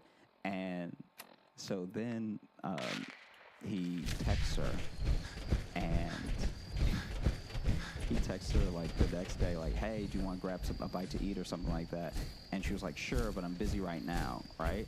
And he was like, oh, okay, so maybe dinner then? And then he was like, actually, why don't you whoa, it's like green and floating. Which he was like, oh wow, yeah, and he was like, wow, that's the exact like time on the clock I got my heart broken. So maybe this is like a throwback. Maybe it was a callback, you know? Yeah. She's seen the kid, you know what I mean? Where's my fucking boy? Why isn't he helping me? She knows what's up. All right. And so then he's like, should I bring anything? And she was like, just yourself. And it's like, even though that was not explicitly sexual, that one was quasi like, oh, okay, all right. That's pretty sexual. That's context. Oh my god, he hadn't already mutated. Yeah, because he was meaning like, you wanted to bring a bottle of just yourself. And so then he goes over to the address that she texts him. She's like looking good. It's not like she's not like in a negligent like comfortable clothes and everything, but still things could happen. And so she sits down on the couch and pats the couch for him to sit down. TV's not on anything, right? So it's like, oh wow, this might really happen. And so then he sits down on the couch. They start asking about college, about like all this other stuff. Like he tells him that she broke up with her boyfriend, which I mean, I would hope so. if this is going down, you know. And then basically drops this line on him that's like, Ooh, yeah, damn, I just, I you love know, that. I just had to, I felt that relationship was really holding me back. And so I just wanted to be out on my own and, you know, like see what I could accomplish for myself. And he was like, well, you're always like a great runner and you were like a go-getter. And she was like, thank you. That means so much to me because like I always thought that about myself. Like I always thought like I could do anything, you know, and I just want to be the best that I can be, you know. And he was like, well, that's, you know, I'll be happy good to for you. carry any And then spirits. she's like, do This you want to place- be the best that you can be?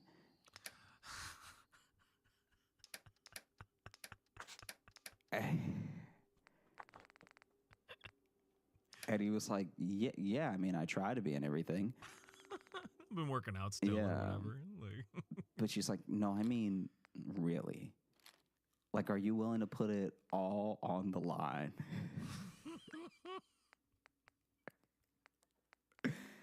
To take things to the next level, you know, in your life, in your relationships, in your finances. And he was like, I mean, maybe, I guess. Like, it just, she was getting, like, really intense, right? Mhm. And then she was like... intense, but still weirdly vague. Yeah, where still, it's like, hella vague. And then she To was the nest like, of shamblers. Seem to like did that you big know? screen. God knows why. She was like... She was like, did you know that quality utensils are one of the most underserved markets? Because restaurants have suppliers, but the suppliers don't care. They just count on the restaurant's money. They just see it as like expected income, you know? This is where we could come in, you know? I'm already in, but if you wanted to join under me, you know, I could train you and then we could share in each other's sales and we could tackle some things together. Like, I feel like we'd be a really good team. Is this the same fucking company from the first story? Yeah. Yeah. It was actually really, really big in Louisiana. Looks exciting. Wish I could have seen it. Oh, wow. Wow. I knew it was going to be pyramid scheme related. I didn't know it was going to come full circle. Dude. Is she the one who sold it to the restaurant too? No. Is it the same lady? Nah, that would be amazing, but no. Who after that guy failed, she went and Nah. sold a bunch of utensils? That would have been dope, but no, that's not what. That would have been really great. Oh no. I'm hard pressed to think of a more disappointing booty call. Yeah. Yeah, I'd rather get called over at 11 and then maybe be stabbed than be pitched a pyramid scheme, you know? Like, But this is the other thing. The thing that makes it like extra heartbreaking is that he shows up at 11. They like do catching up for like an hour and a half. that sucks. Then it just makes you go like, fuck, this was all just buttering me up. Yeah, you can just text Get me. me some of these utensils. Yeah, just, my God. Yeah. Because then you just get, be like, you suck. Goodbye. Yeah. I was having a good time, but now I gotta go. Ugh. Anyway, And you know what? I gotta go to a funeral. You know what? You don't even run that fast, all right? That's why you always in second. Man. Yeah, you think someone so fast would have got to the pitch sooner. Jesus. Really took you goddamn time walking that one. Good Lord.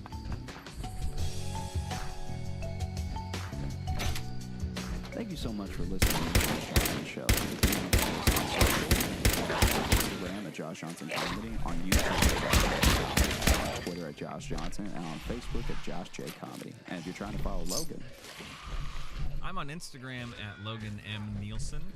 And if you want to email the show, you can email us at joshjohnsonshow@gmail.com. You can just drop us a line and say hey, or you can send us a topic or whatever. And I like to respond to them too. You know, we like to get back to you. If I can get you to then get 2 other people to email. Oh, now that we're back. What the fuck? And then you can get 2 friends.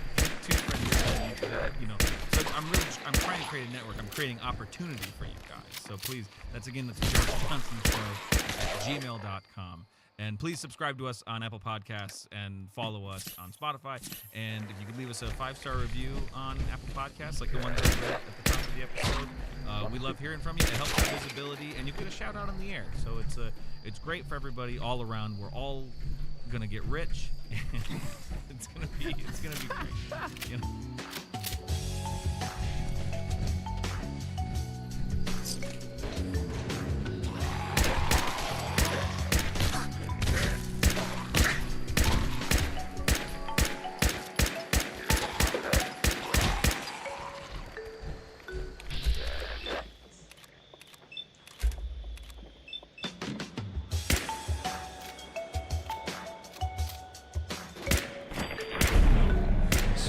Slipping in the shower. Let's talk about it.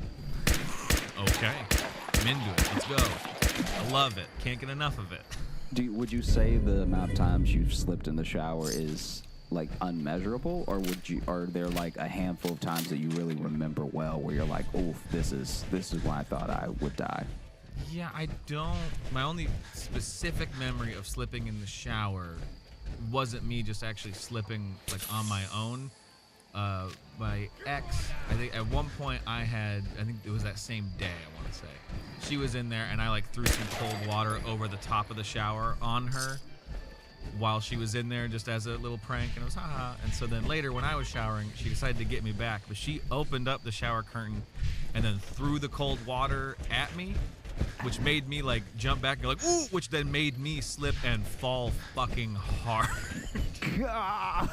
And I like slammed into the tub, and she was like, oh my God, I'm sorry. And then like my shoulder was like messed up for a couple days because I landed so hard. I just got like, oh God, oh no. Oh man. So that's the only real memory I have. And it wasn't so much slipping in the shower. I was more knocked to the ground. So. And then of course there's a time I slipped in the locker room and got a head injury and some mild brain damage and a severe concussion. That I think should be a story for a full episode, not necessarily a minisode. Yeah. What a and I wasn't in the shower, but it was shower adjacent. Man, one time actually when I was living in Chicago, I don't know if you ever came by you came by my studio apartment when I was there, right? Once or twice? Or did you only ever come by when I lived with Jacob? Yeah, I think, you had just moved there shortly after we had become friends. I don't know if I remember your studio at all. Okay, because so my studio was wild, man. It was I don't know who designed it, but I'm pretty sure that they were drunk. Because the toilet, they couldn't decide which way they wanted the toilet to face. Like they couldn't decide if they wanted to just be perpendicular to the tub or parallel to the tub. All right. So basically, and also the bathroom was very small. So it was in the tub. It might as well have been in the tub because in order to sit on the toilet comfortably, I had to put a foot in the tub.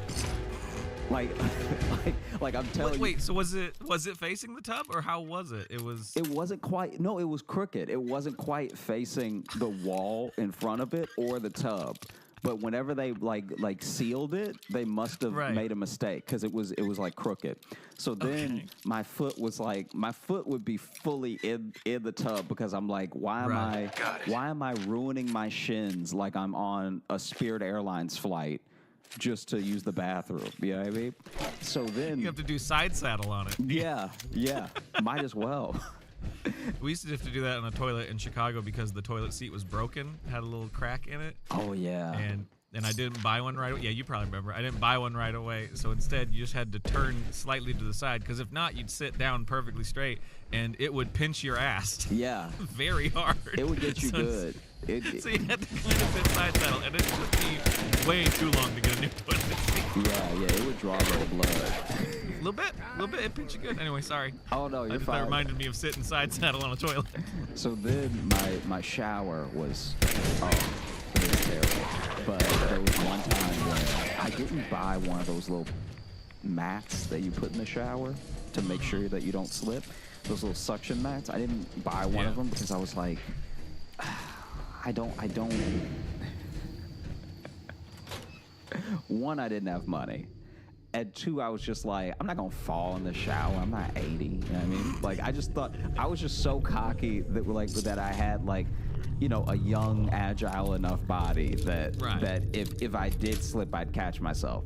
Which if I feel myself slipping, I'll just turn into a backflip. Yeah. Like, I got this. Yeah. I got this. You know what I mean? You know me. Y'all pop right back up. Yeah, come on. You know how I do. So there was one time, I don't fully know how this is possible, but I definitely almost broke my toe. So as I'm in the shower, I turned around to look for my bar soap, and it had fallen, right? But I didn't know it had fallen, so I turned full 360 in the shower. Already not great for traction under your feet, right? Not great for grip. So I've done this full 360, and then I was like, maybe I dropped it in front of me, so I took a step back. The step back was on the bar soap. So then the bar soap shoots forward as I step on it, and I start to fall back. What catches me is my toe going up the faucet. And so I'm grabbing the shower curtain, I'm grabbing the wall. Like, none of it's helping, by the way. Like, shower curtain and wall are both wet things that aren't gonna have any grip for my hands. So I'm still falling backwards, right? And then I actually like tried, I don't know, when you're falling, you use a different brain. Like, it's like a reptile brain or something when you're falling. Because if I had logicked it out, I would have been like, oh, it would just be safer to go ahead and let myself slowly slip to the bottom of this tub. But because you're in the middle of falling, you're trying desperately to catch yourself. So now my toe up the faucet is, in my mind, a point of leverage. So I'm like, let me just flex my foot. Like I can catch my whole body with it. I tried for like a split second and definitely felt like I pulled my calf or something and then fell anyway. And toe still in the faucet, right? And so then I jerk my toe out of the faucet, and I have a little cut in between my toes from it going up the faucet so hard. And then my right calf, because it was my right toe, my right calf is also just feeling ripped because I flexed it to try to Superman myself diagonal in a shower. And then I just I remember like trying to limp out of the tub. Shower still on, so shower is beating on my face, and I'm getting those like, you know, like that blur when water is in your eyes. Yeah. And so I'm trying to get out of the shower, try to just crawl out of it, but I can't see anything, and I definitely put my hand in my own toilet because it's there you go because it's diagonal and it's way too close to the tub. And so I literally just laid there for like a good 30 seconds, just letting the water hit me, letting my hand stay in the toilet, like not trying to save myself at all. It was a real low that day. Oh, man. I'm encasing those ghouls. I'm going to be really sad when the day comes when you drown in your own house. It's going to make me really sad. Because you know it won't be a pool? I remember commercials from home. Yeah, that's the problem. I know it'll somehow be a sink. Like, I don't know how you're going to pull it off. How did he... Well, how did he do the sink was plugged and he wanted to see it better, so he stuck his head in. Why do you need the tool? What do you mean he was baking at the same time? I don't even know how this... He just never came up! I ain't hanging around forever. I don't need your fucking caps, fuck you. This is She's always trying to how you save can the tell. town. You're just trying to hope that shit.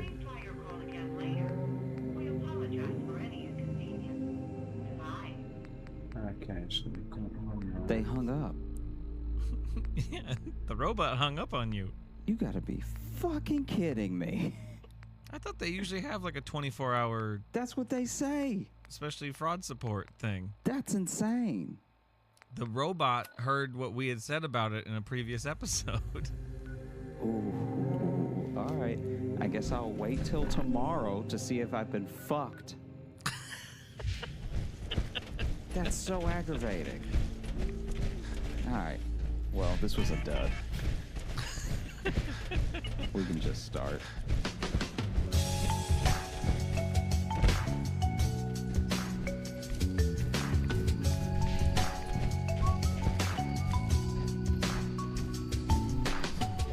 Welcome to the Josh Johnson Show. I'm Josh Johnson, joined by my co-host and fellow stand-up comedian, Logan Nielsen. How you doing, buddy? I'm good, buddy. How are you? All right. That's how you know when he's actually not doing well. When he doesn't have a bit about it, he just goes, I'm fine. Yeah, I mean, I have every reason to believe that I am perfectly fine, but also, I think I may have been scammed. Yeah, so right before we started recording Josh, he got a fraud alert. He doesn't trust the fraud alert either. Yeah, like if the fraud alert got me, then who can I trust? If it was a fake fraud alert to scam you? It may have been. I don't know. I mean, yeah, I think it was. Even though it didn't like make me do anything. I think it was fake because it also wanted me to like download the app. And I'm like, all right, that's a weird thing to ask for. But, you know, who knows? So it wasn't Chase Bank, it was just some guy named Chase? I think it was a guy named Chase. And it's good to know that if you can get my email, it's pretty easy to scam me. Someone there. Okay. Well, how's it been camping?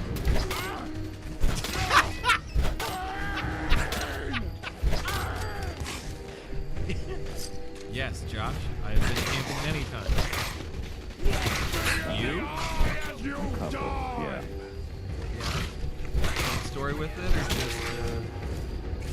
or just saying the first thing that came to your mind because you're putting with rage right now? No, I did want to share camping stories today. What was your feeling the first time you went camping? Like, were you excited? Or were you... I mean, my early memories of camping were as a child. Camping as a family. And a lot of times we would do big family reunions with like my mom's side of the family, and we just kind of take over a campground. So it was always very fun. Oh, okay. I'm sure you've got some story though of falling off shit or burning something down. Or No. I mean, the first time I went camping, it was pretty successful. But everyone came back alive. I will say though that I don't know how old I was, but I did have a fear that we weren't camping, that we were moving. Yeah. Like I was like, guys, this isn't it. Yeah, our rent can't be the branches covering us from the sky. Like I. Ooh. You sure this is temporary? Because I don't know if I trust it. The deal on this tent better be great. Yeah.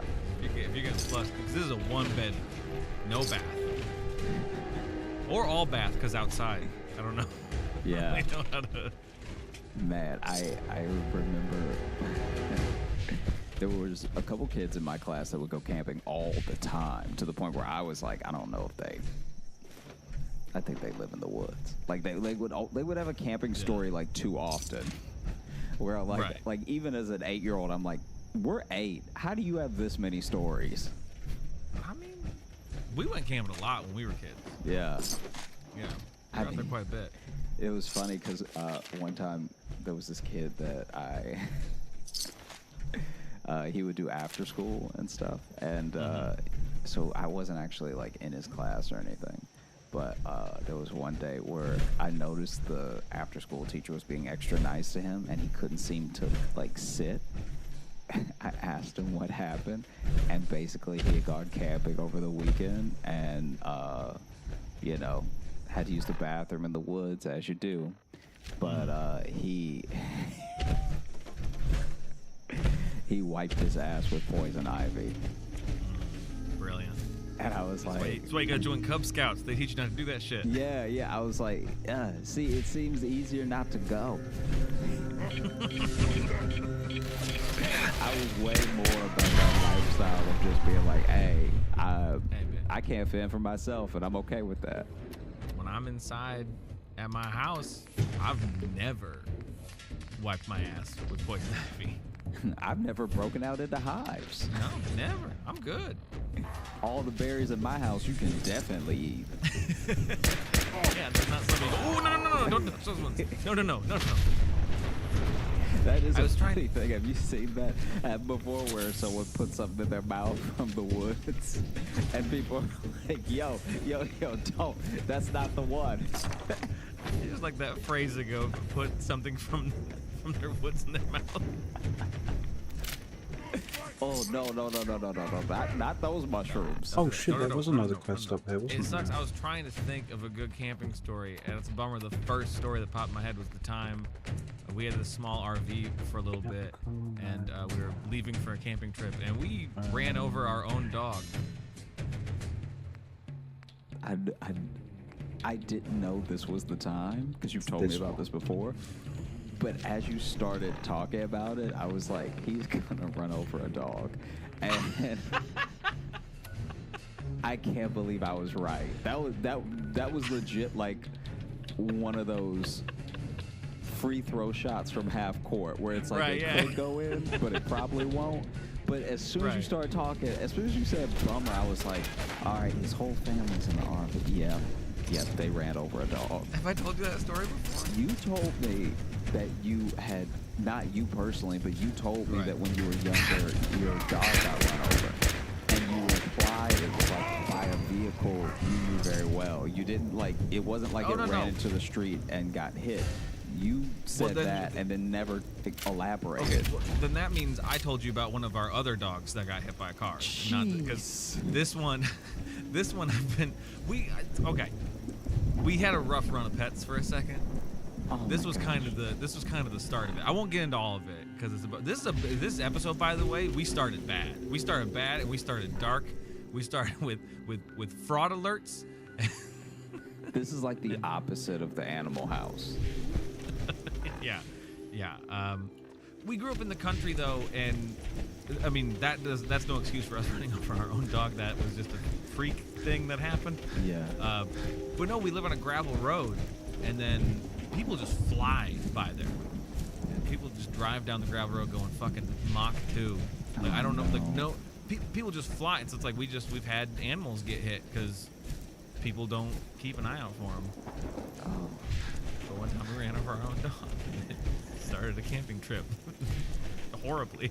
Man, okay, let me... That was almost better than the other time we came back from a camping trip and found out our dog, a different dog, killed my guinea pigs while we were gone. So it's amazing I have such an affinity for camping, because clearly... Yeah. There are not good memories tied to it. Yeah, that is wild. How to bring us back. Some emails or...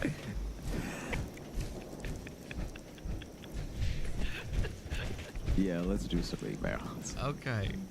Hey, they can't all be winners, huh? Is that what the first email says? No, that's what the next one's gonna say after this goes out.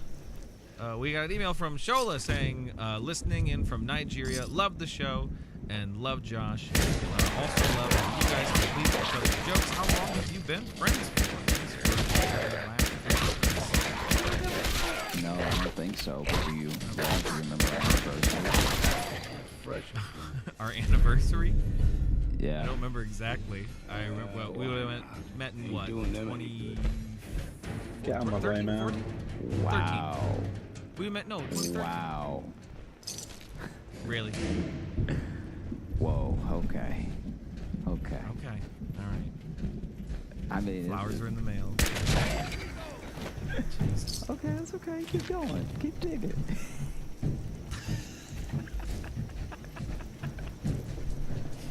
We met at Grand Bar. How's that? Okay, now you're just saying places. I was wearing a button-down when. shirt. You were wearing a hoodie, probably. Can't probably a Trader Joe in hoodie. there. I'm just generally remembering how we both used to dress all the time. Yeah, no, I wasn't at Trader Joe's yet.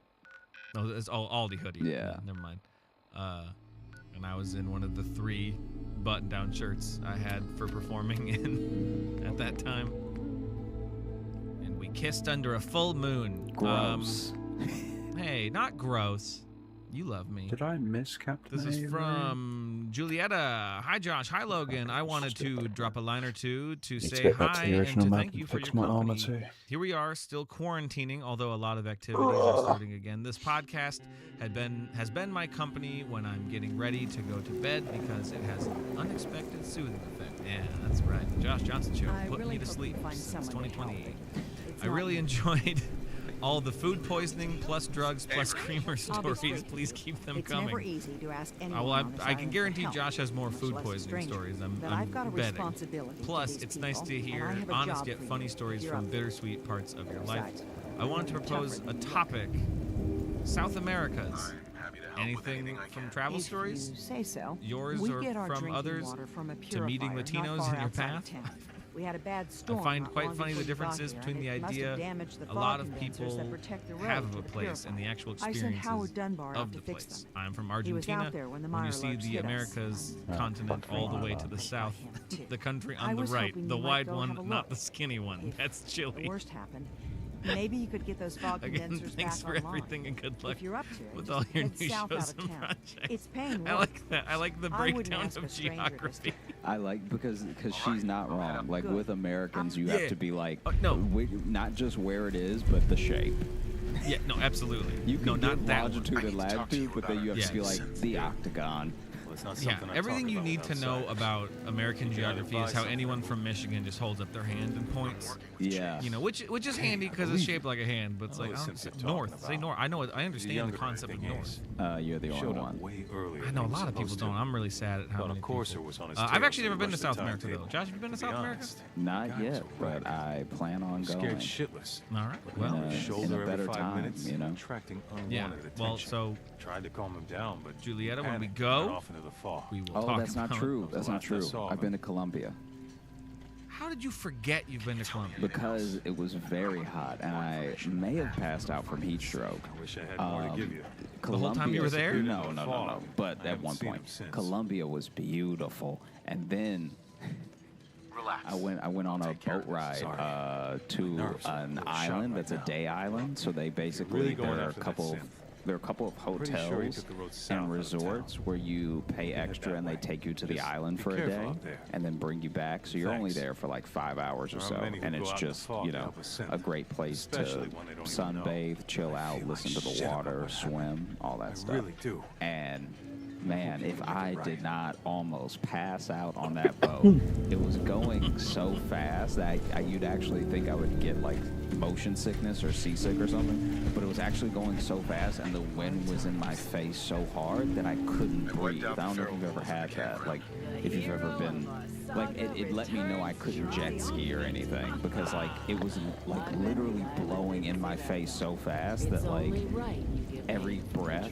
was like pushed in. It was so hard to breathe. The air was just punching its way down your throat. Dude, I literally had to double over behind a seat to catch my breath because we were going so fast that I just couldn't breathe. I don't know if you've ever experienced anything like that, but it was crazy. Really? I kind of understand what you're saying, but I don't think I've ever felt that. I imagine it's what people who are doing water skiing must feel like, because they're being pulled so fast, and it's just you. There's nothing to block your way. Like even in like yachts, you see people with like a windscreen in the front. You know what I mean? Like I know that all boats don't have that, but yeah, I thought I was gonna pass out, and then we get to the island and it is very, very hot, and I take like what I think is a nap, but I'm pretty sure I just passed out in the heat. What I think is a nap, but what I'm pretty sure was a stroke. Oh, Here's your man. reward. But it was a great Well time. earned. It was a Now beautiful, to work beautiful in the country. halls. Everyone was so sweet, and it was really cool. I really loved the storefronts there. It actually reminded me of New York. Let me see. Kind of like bodega looking places. Yeah. Let me see. I'm trying to look up the exact spot we were in. That was an especially expensive trip because all of my flights there just could not work out. Oh, really? Yeah, I had to buy so many different flights to get there because I booked my flight and then I ended up having a show and then I had to book a connection and it was so expensive. It was actually more expensive to get there than the entire trip. Did you have another email or? But Julietta, you wanted more diarrhea stories, and I swear, her tales of I don't necessarily have one. Josh, I don't know if you have one ready to go, but our buddy Price, who made our fan art that he sent us, where it's just our faces and quotes over it. Yeah. I forgot he emailed us this, but he sent us. It's a longer email, but it's a fun journey. So enjoy this from Price, Josh and Logan, or Logosh, whichever you prefer. Today's episode had me doubled over with laughter in my kitchen. It was easily the funniest one yet, which is really saying something. Josh's diarrhea story reminded me of my college semester studying in India, where I was constantly having scorching hot diarrhea.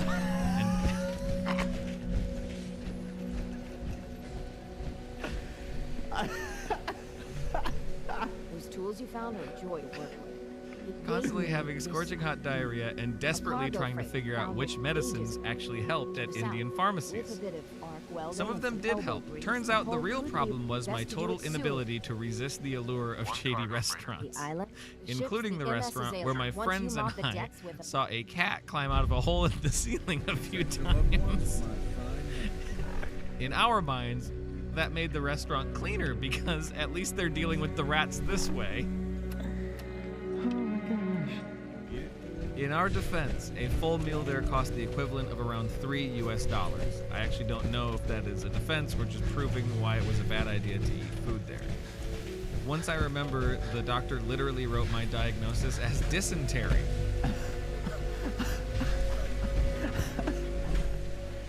When I was explaining that, I once again was afflicted with... I love this phrasing. I once again was afflicted with spicy volcano dumps.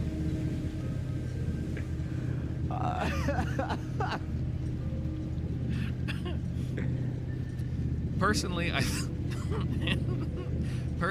thought it was pretty cool to be getting a disease that killed people in the Civil War.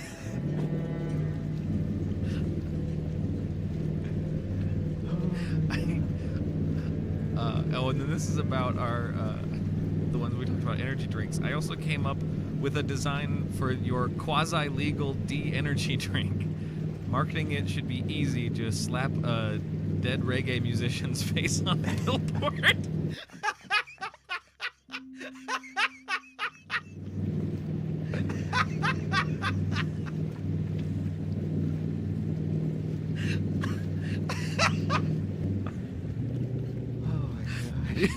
Before you know it, white teenagers with dreadlocks and unsupportive parents will be fighting over the last can in stores across the nation. All I ask in return is a slice of the billions of dollars of profit made by canning and selling the waste from decommissioned nuclear warheads to children. Signed Price. They made the design. This is from our idea for the D-energy drink called Calm the Fuck Down. So just a white can that just says Calm the Fuck Down.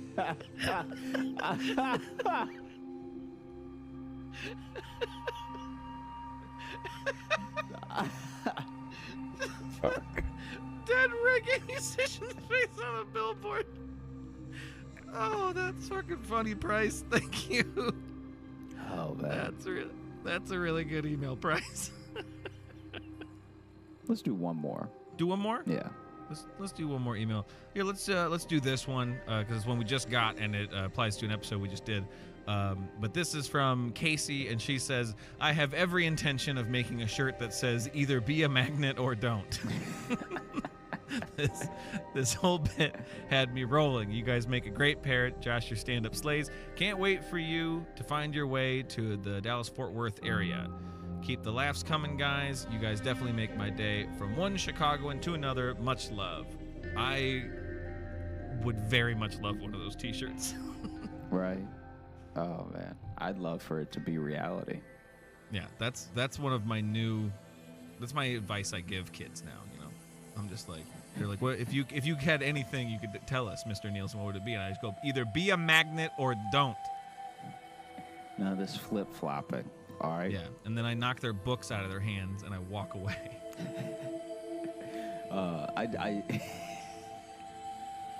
I saw a teacher do that one time, and I was like, oh man, there's no hope for that kid.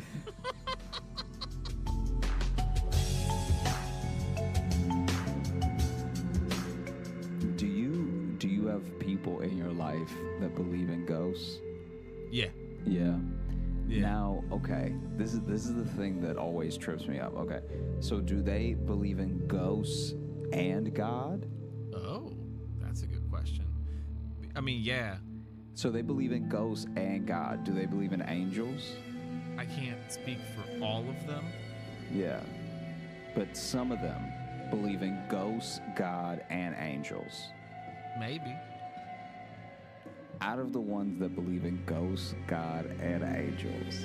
Mm-hmm. See, this feels like it's Common Core math right now. Yeah, but just hear me out. Hear me out. So now, if someone who believes in ghosts, God, and angels is on a train leaving Boston, like, it's so weird because I know someone who believes in ghosts, God, angels, and aliens, and I'm just like, yo, there can't be this much. wow, that's your stance on it. Yeah, is there can't be this much. I give you maybe 2 of those, you know. Right. But it's like Okay. if you believe in a God, right? Okay. Yeah. I don't see where the ghosts fit in. Well, I mean, I'd see where because it immediately is the implication of an afterlife and such. Yeah, but every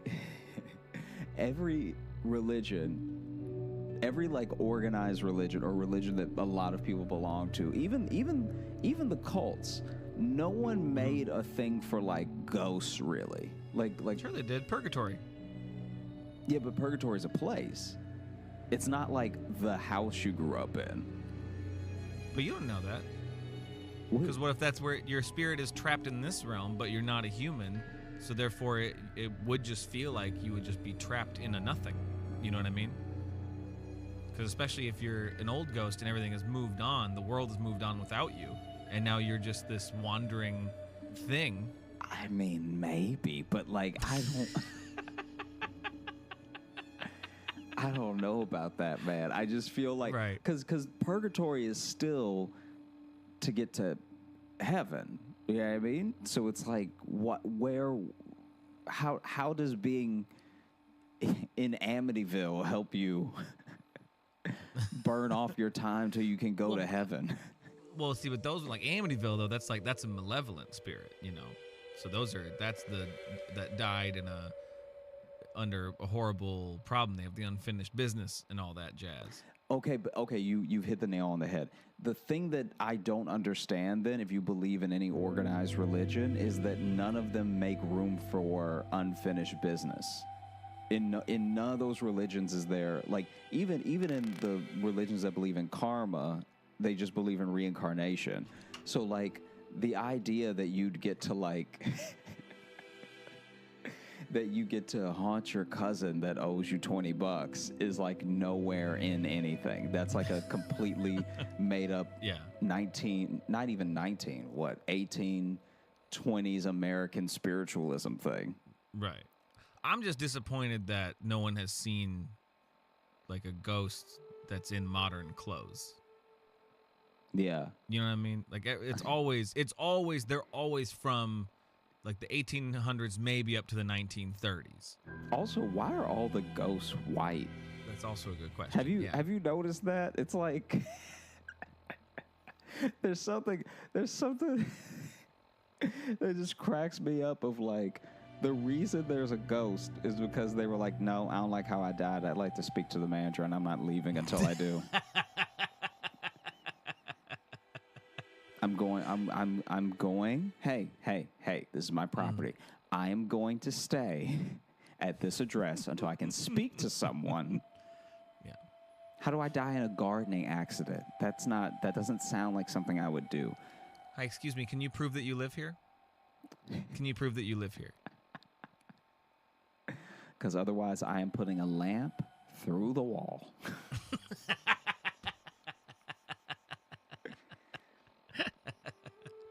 Dude, This is actually perfect because this is our episode before Halloween. Yeah, that's true. That's true. So we can even talk do about ghosts. another ghost one. I did one time though capture a noise that I can't explain. What?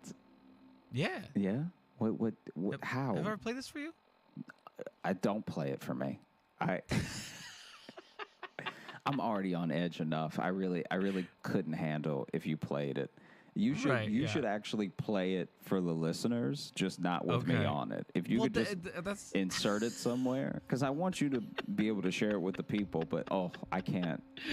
I can't handle it. It's purpose if I don't get your reaction with it too. Dude, I don't have the constitution for it. It's a ghostly voice just saying, "This is Chase with a fraud alert."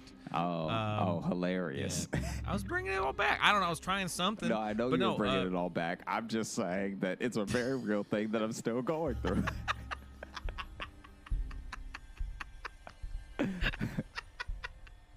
No, it was me and a couple buddies. This was that old podcast I used to do with my buddy Steve and Caleb. Mm-hmm.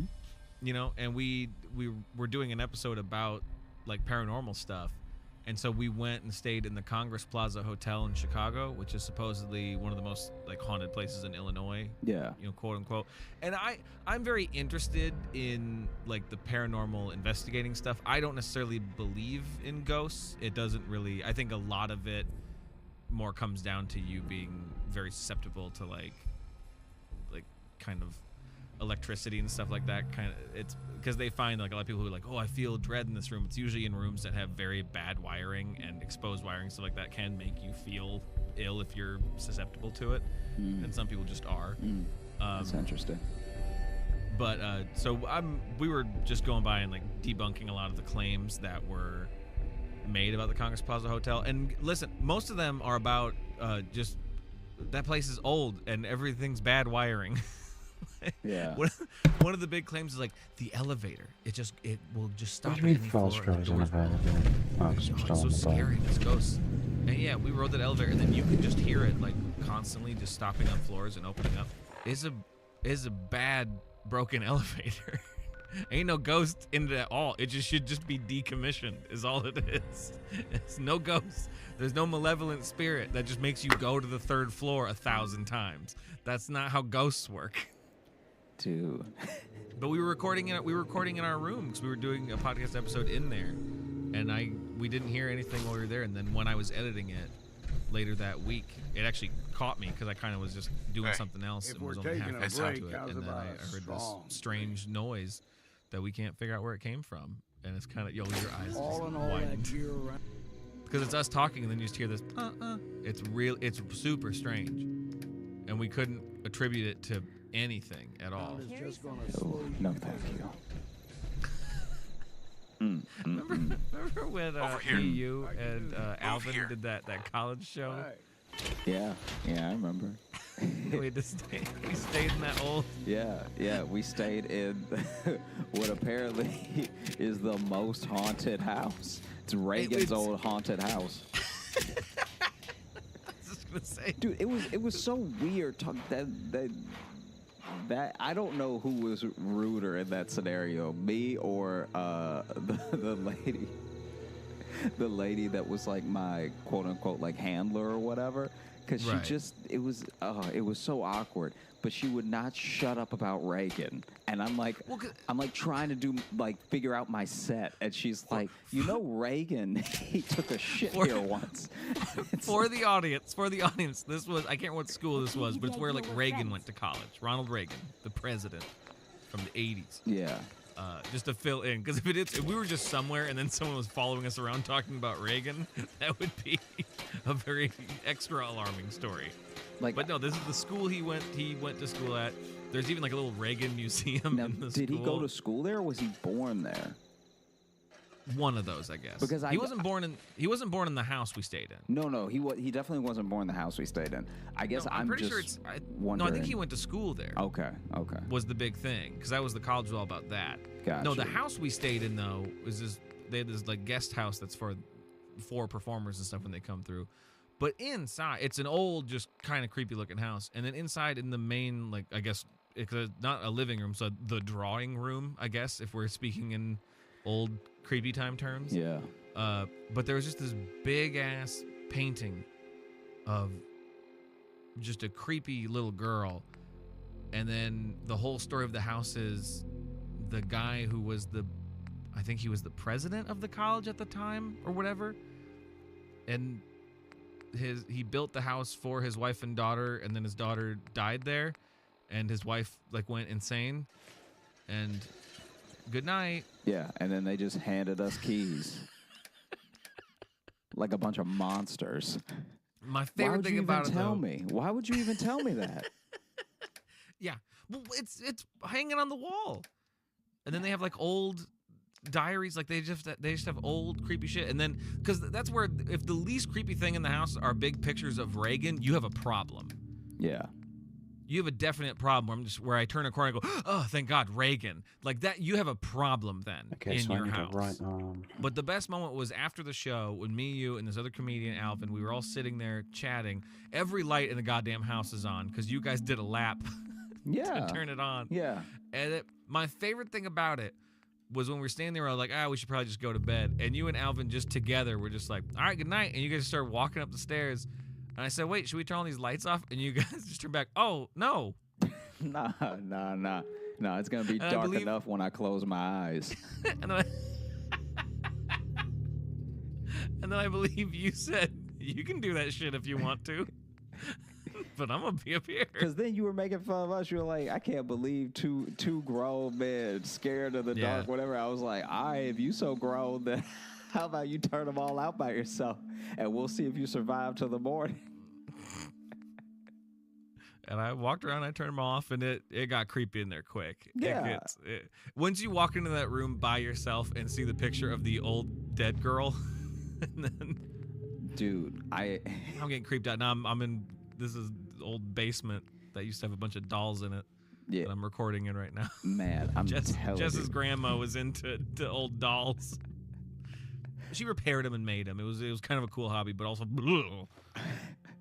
Yeah, like mid-fixing one. That's probably the creepiest one. It's got like a broken face. Bro, some of them look fucked up. I'm not gonna talk too loud because there's some in the other room still. But oh, okay. So you gonna make fun of us for not wanting to turn the lights out, but you. No. What I thought was funny was just how you guys had this. It seemed like you had agreed ahead of time that that's what you were gonna do. We didn't agree ahead of time. We're both just black. Like we don't. We don't play those games, all right? Right. I'm not going to make it dark for no reason in a creepy house I've never been to. Where they just gave me the bio of a wannabe Amityville. I don't even think I honestly don't even think that if let's say something happened to us that night, all three of us, right, and then the cops came the next day, I don't even think a black cop would feel bad for us. A black cop would be like, I don't know why I turned all these damn lights off. I mean, that's your first problem right there. Second of all, why don't you just go strong? Why don't you just go to the Best Western? It's right there. What, $60 or your life? Because it didn't help. It's one of those old houses too that just had a bunch of extra rooms too. That you're just like, come on now. It had a bunch of extra rooms, and it had only 2 places I think I've stayed in have had this. No, I'm wrong about that. Like 5 places I've stayed in have had this, right, where the lock is like very old. Yes. And our locks were so old, I was genuinely afraid that like some horror movie type shit would happen, and I would close the door and lock it, and then for some reason not be able to open it again. Right. Like I almost went to bed with my door open because I was like, I don't need these problems of this. Because it's like iron. It's like an iron contraption. It's not just like a regular key. Right. Yeah. Was it you and I that were in? It was either you and I or Bobby and I that stayed in another creepy house doing a college. I think it was you and I. I just heard a weird like noise. It's my dog laying over there sleeping, but it caught my ear. She just had a real loud one, and it picked up in the mic. Yeah. So it just went, and I was like, oh god. Dude, I'm telling you. I don't know. We've stayed in a couple old houses. I don't quite remember. Because it was one where so the lock was like a full-on like early 1900s lock. Where we stayed in one like that. Yeah, with the iron, with like this like iron looking key, and then the deadbolt was also like this big iron thing. Yeah. And that to me, and I'm like, it seems like you're getting a key to the city, but it's not. It's the key to the actual house you're staying in. Yeah, and whenever I see that stuff, I'm like, yo, this place is too old. I can't be here. Like, I think. Yeah. Because best case scenario, the ghosts here are not going to be happy you're staying there. Can I tell you a school I did by myself because it was close enough. I just took a bus. I got an Airbnb near the school because they didn't have all the hotels were booked for some weird convention thing. So I got this Airbnb across from the college, not far away, and it was in Salem. I believe it was Salem, but it was in Massachusetts. But it's that's your first problem there. It was one of the oldest, dude. And so then that town's known for one thing, and it's not a fucking parade. Yeah. And I actually passed by what apparently was the first cemetery in the States. Oh, good. Yeah. The first ghosts. Yeah, right. The originals. Yeah. The OGs. But then at the Airbnb I was staying in, OGs, old ghosts. it said that it was the house was built in like 1802 or something. Right. And I was like, damn, I may very well be the first black person to be sleeping upstairs.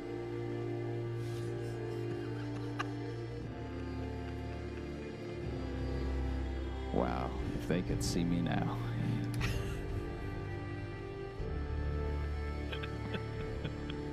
They'd be hella upset. Look, you built this house, and now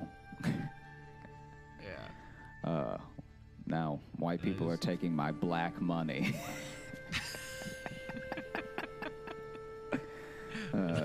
I just drove back past your old ass cemetery. Yeah, I think I may have stepped on you on the way to my Airbnb. But yeah, that was a creepy house. I mean, most houses that are just old are very creepy. But so in high school, this is hopefully worth it. So in high school, to be fair, we can start every segment of this show with that sentiment. Yeah, I just feel like this episode in particular has been a lot of ups and downs. It's been a journey. Yeah. So in high school, there was a place that my friends and I heard was haunted, right? And we heard it was like legit haunted. Like it wasn't like it wasn't like a full on like, ooh, there's a creepy noise, you know, or something. It was like, no, guys, bad things happened here, and I think it's haunted. And so naturally, being in high school and being very dumb, we went there. And initially, we were for real too scared to actually go all the way in. Like we did not, we could not go. We could not go very far in because we were so terrified, right? But my buddy had the brilliant idea to put a chair. He had put a chair in this like very particular position. And he was like, we'll just come back next weekend. And because the place was abandoned, right? Right. So we're like, we'll come back next weekend. And if the chairs moved considerably, like not just fallen, but like, you know, on the other side of the room or something, we'll know that some sort of, you know, spirit maybe is here, right? And so then He leaves the chair. We go through a whole week of school. We don't even really talk about it that much because we're very freaked out. And the people who went last time are like also not talking about that. But like this was I can't stress this enough. This was actually like a terrifying thing because it was like a former like asylum. So it wasn't as if it was. It wasn't as if it was just like, oh, this house is like really old. Let's break a window. It wasn't any of that. It was like, no, I've heard terrible stories of this place, and then they abandoned it because it lost its funding. And you know who took away the funding for old mental asylums? Ronald Reagan. He's just trying to make haunted houses. And so then the next week comes and we drive out there, and I can only speak for myself, but it seemed like all of us were dreading it. It seemed genuinely like there was a palpable tension in the car. Yeah, because it was one of those things where I guess out of the four of us, none of us wanted to be the one to say like, hey, we could just not do this. We could just turn, because it's not like we told people. We didn't like make a big show of telling everybody like we're gonna go there, and people aren't waiting on this story. It's just us doing it. Right. And so we go back, right? And somehow the door is way creakier this time than it was before. Everything is creaking. Like this place is in pain. It is yawning every single time we make a move. And so we walk in, and my buddy who laid down the chair is immediately freaked out because he's like, it's moved. And it wasn't moved like it fell over. It was like set up on the other side of the room. And so he's like, oof, and we just did not plan this far. We like really didn't know what to do. And so I'm like, yo, we could, this is like first time I speak up. I'm like, yo, we could leave. We could bounce. That is always an option. We are not that that far from the door. Yeah, we are not doing a sci-fi series where we have to look for these things. We can just go. Yeah, we're children. And this is where, you know, not to lean into stereotypes, but I feel like this is where the black-white divide started. Because as soon as I heard him say with fear in his voice, it's moved, I'm like, all right, that's all I needed to know. It seemed like this was a quick little checklist, one box to check if this place is haunted. Looks like we can check it off and we can bounce, you know? Yeah. Because even best case scenario, someone moved it, which then just raises the question of who? Yeah, and so then I'd rather be a ghost than just some man in here. This is my thing. I had no idea that they had a much further extended checklist. Like, they had a box to check that was how haunted? You know? Yeah. So the same guy who laid down the chair starts searching just around and stuff and going further in. Because all of this was happening in what probably would have been the lobby of the asylum. Like, it's not like we... So you're barely into the place. We're barely... That's why I'm like, yo, we can go, because it's not going to get better when the door's not behind us. Yeah, outside's right there. Yeah, and so then he starts going deeper, and then the other one of us follows him. So then it's just the two of us left. It's me and another kid, and I'm just like, that's close enough, guys, stranger. We're a peaceful farm. this is really starting to feel like a bad idea because now we've split up. If you, like, let me tell you, this is like classic horror movie stuff. So then I end up going in a little bit deeper, just because I want us to at least be able to see each other, you know. And I'm sure I'll give it a try someday. Well, maybe I'll see you at the diner. Word of advice, though. Then, why do all the hard work? as we're walking and whispering, I don't know why we're whispering too, because it's like if they're ghosts, I'm sure they aren't. They're already dead. They wouldn't be disturbed by a little bit of volume, you know? Any idea why they haven't been around so much? That's the other thing that never gets worked out in horror movies. Everyone in a horror movie whispering can always hear each other perfectly. I don't have much to Like, walk, I had to say what so many times.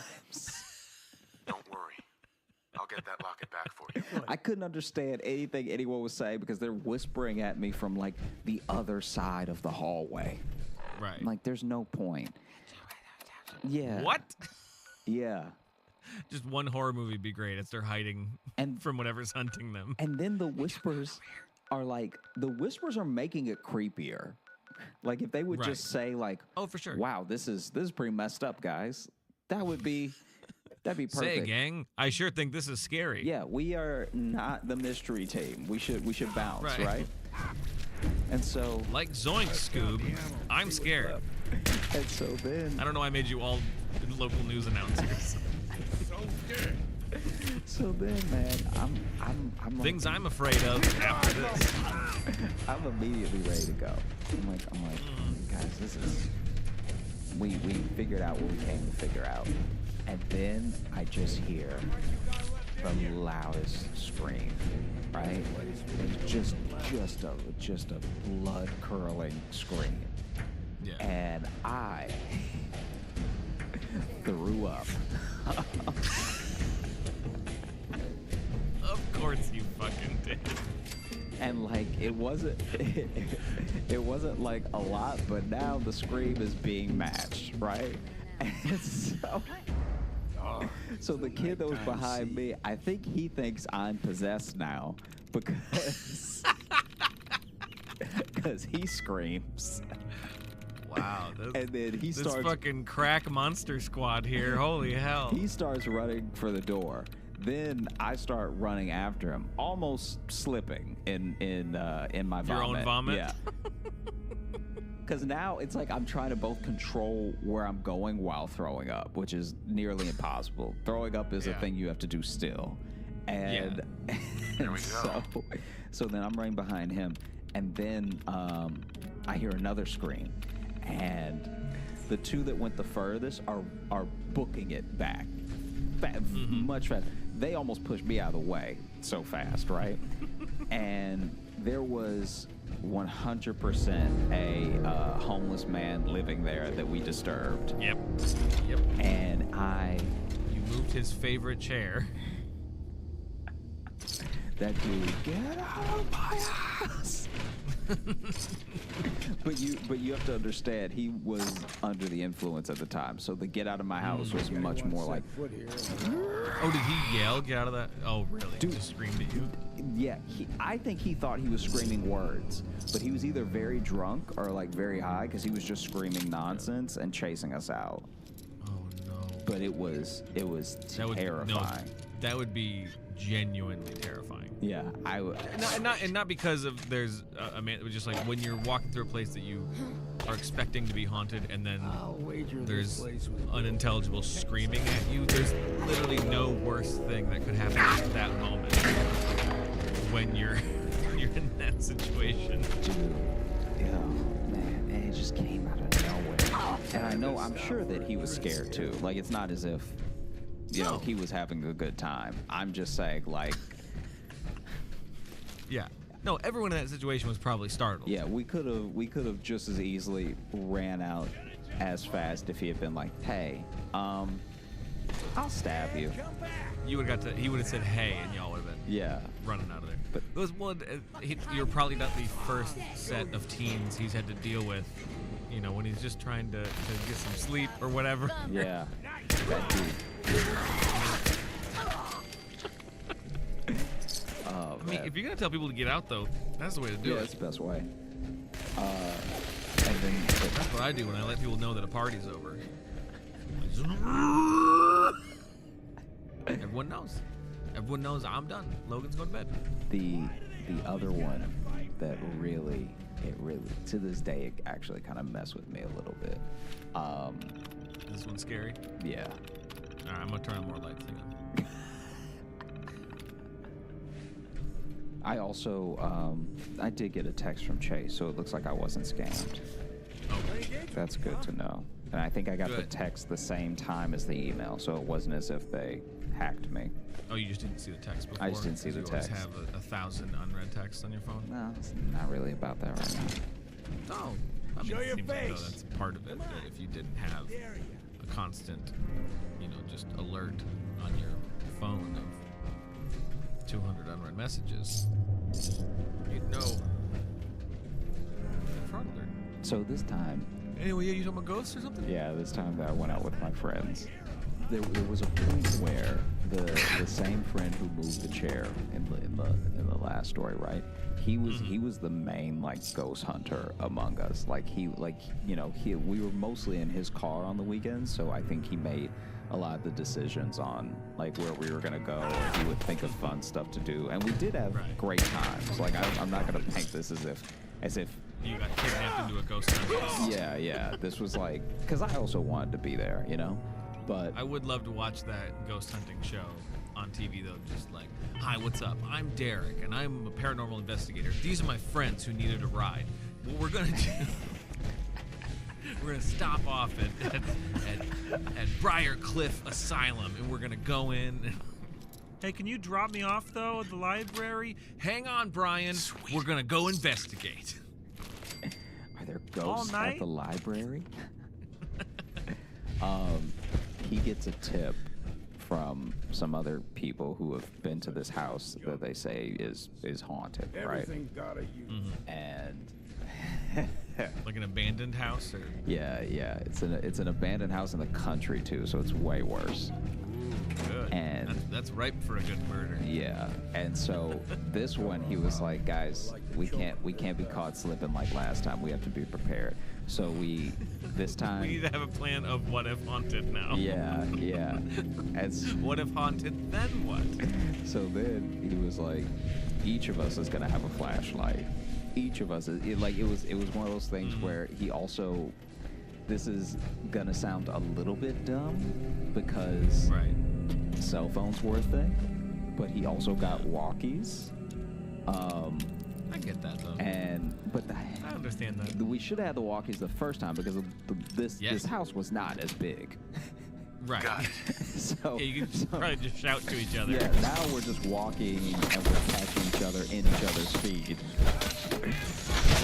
Feedback on the walkie. Yeah. Oh, is that a ghost? No, you're just standing way too close to me. Yeah. How old are you guys? This is high school or? Yeah, we're in high school. Okay. And so basically, the thing that is hanging in my mind is what happened last time, and just preparing myself for this is just gonna be some guy. I was completely disillusioned after that first one because for maybe 3 seconds I fully believed in ghosts. Right. Yeah. I was like, yo, these are real.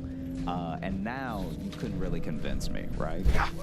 And so we go to the house, and middle of the night on a weekend, and this wasn't like a scouting trip before with the first one. So we're everything is new this time. Everything is for the first time we're seeing it, and we get inside. There's no lock or anything. Door just swings open, right? And there's on its own. With a touch, They'll go in which there. is almost as bad. Yeah. And so we walk in and we walk out our flashlights, and I wish we would have been recording, even though I think it would only be interesting to us. But as we're looking around, it looks like half lived in, like clearly this house was abandoned during a residency. It's not just a bare house that was abandoned and people think there's ghosts there now. It's there's kitchenware in the kitchen, and there's still a table in the dining room, and it's extra creepy.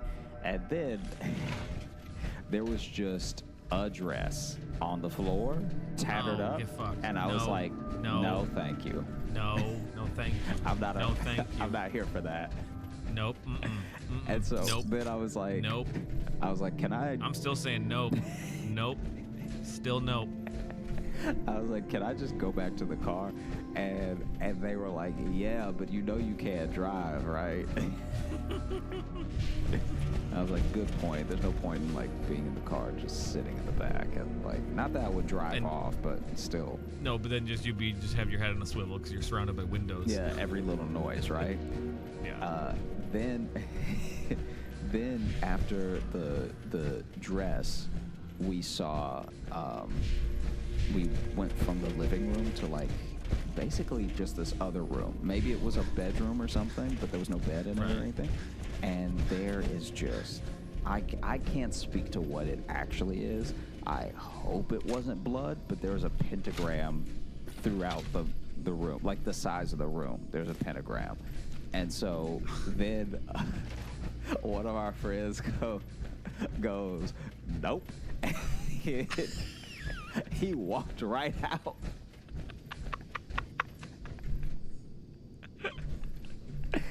And so he walked out, and he actually is just in the car now. So I could have followed him, but I think I was just stiff because I was like, guys, this is like everything from a movie. Like, unless this is a prank from whoever told you about this place, this is too much, right? Because now we're like, okay, people definitely did this, and they're probably gonna come back because nighttime is prime time for whatever Satan worshiping thing we just stumbled in on.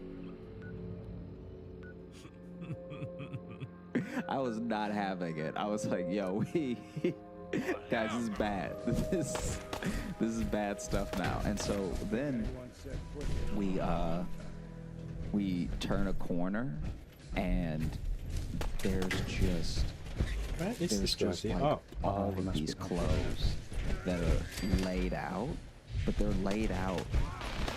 I don't know how to describe it. They're laid out like on display, but on the floor. Like as outfits? Yeah. So it's like a shirt, like stretched out, and then pants under it stretched out, and then a bunch of them throughout the room. And I don't know why, but we were trying not to step on the clothes because we were like, look, if these come to life. Yeah, you don't want a shirt to grab you. Yeah, and then past the room with the clothes, there was like once again, I can only speak to like what I saw. Anything else is just me speculating. But then in another room we passed, we saw like just stuff on the floor, like just a mess, you know what I mean? Just like a disheveled mess. But in that disheveled mess was I've got one that locket knife back for that you. definitely had something on it. And I was like, yeah, this is guys, we're gonna go to jail. Like all it takes is for whatever reason a cop rolling up, and then now all of a sudden all four of us are explaining how that's not our knife. Yeah, I mean, like it was just a knife covered in something. Maybe it was blood, or maybe it was whatever Nutella. Yeah, but it was. You don't know. It was a dirty and spotted knife, and so then I was like, yeah, we should probably just peace out of here. And then as I was like whispering to the others, like through the walkie, yeah, I think I've seen enough, we should go. I stepped on a little bit of broken glass, and then with that crack,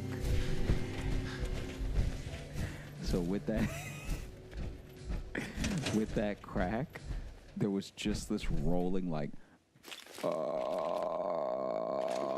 and like I just ran, right? Like I didn't want to stick around and know what it was. I was just Wait, you heard it? Yeah, no, it was like coming from not right behind me, but it was like coming from the general area. Now, this very well could have been like an animal or something. You know what I mean? Right. But at the same time, I was like, I've seen enough, and in the right setting, this is terrible. So I'm just gonna go. But it was just this rolling like, and so then I run out, and through the walkie, I'm like, y'all can do what you want, but if you heard that, you should be out like me. And so then I'm running out, and then the other two are running out. The one that left first, He's trying to take a shit in the woods. Why? I don't know. It could have been a worse time. That's the worst time. If he was scared and left, the first thing you learn in a horror movie is don't make yourself vulnerable. Yeah, I thought he was in the car. Don't pull your pants down. Yeah. So then, so then he's trying to use the bathroom in the woods, and then we all are piling into the car. We already think he's in the car. So then we just peel out, and as we're peeling out, I'm like, where is he, right?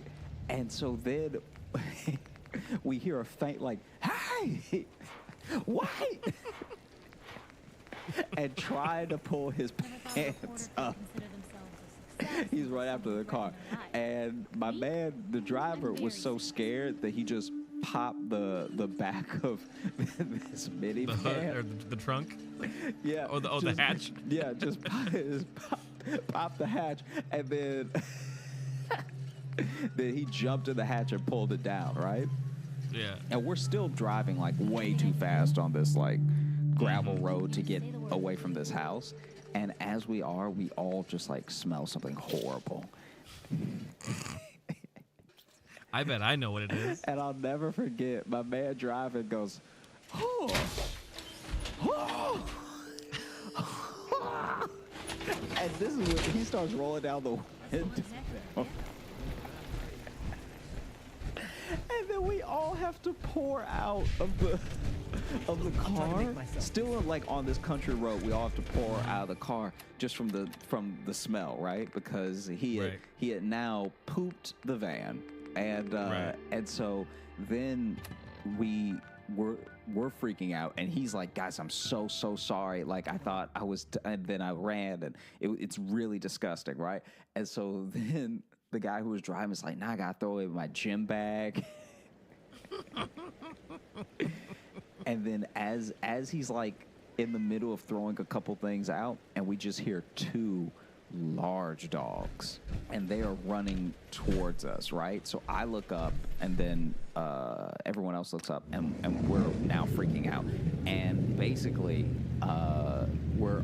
we drove from this creepy house right onto someone else's land, and we just didn't know it. So now their dogs are like freaking out, coming for us, and so we all have to hop in the car again immediately.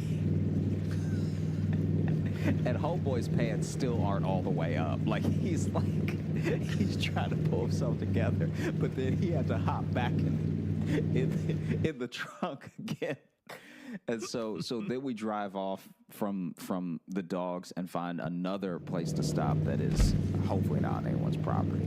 And he apologizes profusely, but the damage was done. The night was ruined. And there it is. I told you.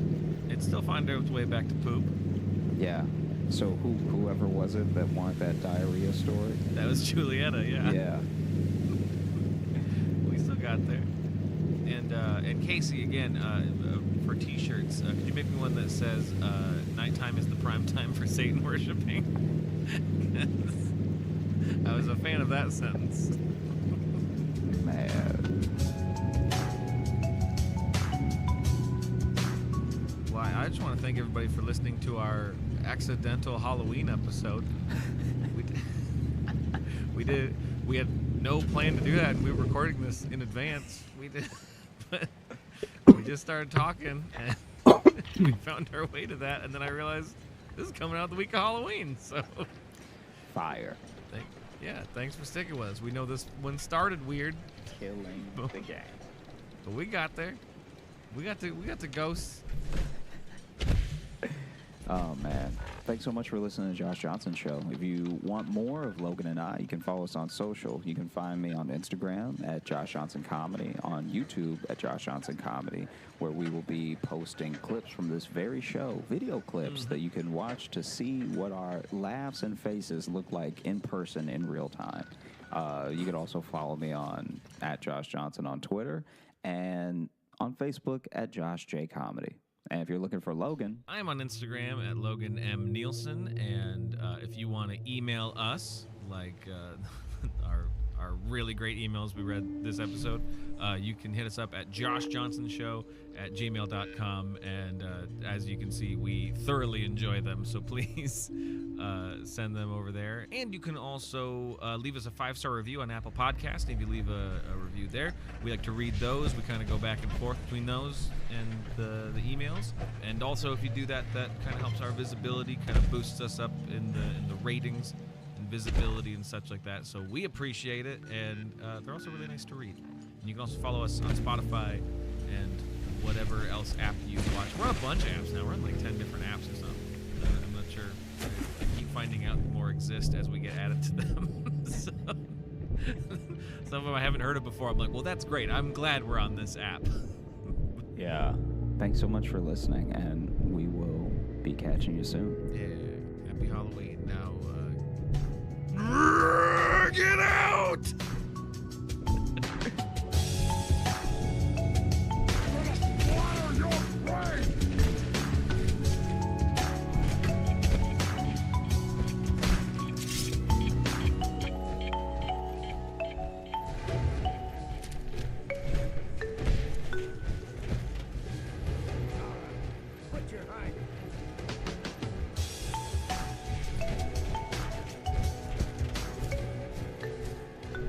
What's a thing from like when you were little that you had a misconception about that you believed for like way too long? Like, I'll give you an example. Go ahead. When I was little and I would see the leaves change and everything, every year I was like, guys, this is it. I would think it was the end of the world. Like I would Wait, see. really? Yeah, because I would see all the leaves like falling and everything looked like it was dying. And I was little and I didn't understand seasons yet. But I also was like, I don't know if I didn't want to talk about it, but I was like, sure, it's too serious to bring it up. So I was just like, everything like it's your last, I guess. Is this like your first memory, or is this multiple years in a row? You're like, oh shit, now it's over. I'm telling you, I think from like. This isn't like a first memory thing, but I was little. I'd say maybe even from ages like 6 and 7, like 2 years in a row, I was like, oh, what's that? What's happening? This guys, this is bad. It doesn't make sense. It's no, just... I mean, no, shush, you hang on, you shush. At age 6 and 7. Yeah. You didn't understand seasons yet. No, it's not that I didn't understand. It's just we never talked about it. That's what you said. That's what you said. I didn't know. know. No one ever talked about it. What do you mean no one talked about it? It didn't really come up. I mean, I suppose I'll give you one thing, because you grew up in the South. You guys don't really have winter. No, we not only, in the same way. Yeah, like here we get it hard. Yeah, you get a real winter. Yeah, and it looks like things are changing for a reason. In Louisiana, it just looked like things were dying. Like I'll say, man, if you had winter, you would have freaked the fuck out. It snows and everything. Yeah, but you see, I love snow. The world turns to ice, Josh. No. I think I would have loved winter as a little kid. Because snow is like, even now as an adult, snow is it, man. Oh, I love snow. You love snow? I love snow so much. But when I would see like, because, the fall looks pretty, but people leave out that end of fall, beginning of winter. Things don't look pretty at that point. Like when fall starts, things look gorgeous. Orange leaves and all that. But when it just looks dead, it looks like a horror movie. Mm-hmm. Yeah, and it's like because we're having it right now where it's just that first snow where it's not quite heavy yet. It's just over the leaves on the ground, so the ground just looks lumpy. Yeah. Like it looks like a weird blanket. Yeah. So, I mean, I'm surprised you love snow. Like, I'm surprised you love winter as much as you do for a man who falls down as much as you do. Look, because snow and ice should be your enemy. I don't have to fall down to stare out at the window and admire. You know what I mean? You'd find a way, though. It's beautiful. You didn't understand seasons. I think maybe I just never really had like a curious mind. No, I was very curious. I just didn't like some things I think you don't know that you need a sit-down talk for until you figure it out later, and then you're like, oh wow, all right, Seasons is right up there with the birds and the bees. They really should have pulled me aside. Because I'm just this little kid where like because also when you're little, every year feels so long, you know? So it was like, even though it was exactly a year since the last time I saw everything looking like it was gonna die, this one was like a just particularly gross fall. And so I was like, oof. Guys, I think this is it. I think we're over. Right. So did you ever get a sit-down talk about Seasons? Or No. Like, were there just a few years where you were just freaking the fuck out? Your mom was like, bro, it's every year. It's okay. It was just those 2 years, really. It was really just like 6 and 7. Because then eventually I was like, oh, this is supposed to happen. I don't even remember how I like found out. Right, yeah. Maybe it was like a school lesson or something, or maybe it was something in like a word problem about time. I have no idea. But like all I know is like a couple years later I was like, yeah, it was kind of weird. I would freak out at the end of fall. And I wasn't like freaking out like crying. It was just like a little bit of anxiety around it where I'd be like, okay, guys, does anyone else notice that it looks like crap outside? Well, I guess I didn't have that misconception, I suppose. Yeah, I mean, like you said, you had like all 4 seasons. and in Louisiana, we have 2 seasons, and they're hot and wet. It's like either it's hot out or it's just like just wet. Yeah. No, I get that. I mean, we get our bit of that too, because you know we get all 4 seasons here. Sometimes they like to all fucking happen at once though, and that makes for a good uncomfortable day. Yeah. Where it'll just be like, oh, it's gonna snow today. Tomorrow it's gonna be 70. I mean, you know? So now everything's just gonna be sloppy and terrible. Especially if you're like a bird. Yeah, no, man, that's gotta fuck up animals. I see it where you see animals kind of being confused now that we're, you know, screwing up our climate a whole lot. You see them kind of be like, no, wait, no, what? No, what? I'm waiting for birds to start like flying south for the winter, and then another bird's like, Willie, come back. Bro, Willie, no, that happened here a couple weeks ago. Suddenly at night, I heard this. It was in the middle of the night, and I never really hear them, but I just suddenly heard a shitload of geese. Like just freaking the hell out. And I for a second I was really scared. I turned on the light to the backyard from the sunroom, and there was a quick second. I'm like, if I see a bunch of goddamn geese sitting there and they're all gonna look at me, like we're moving. I don't know. I'm gonna get there. I'm just gonna start chopping or something. I don't know. This is clearly the birds.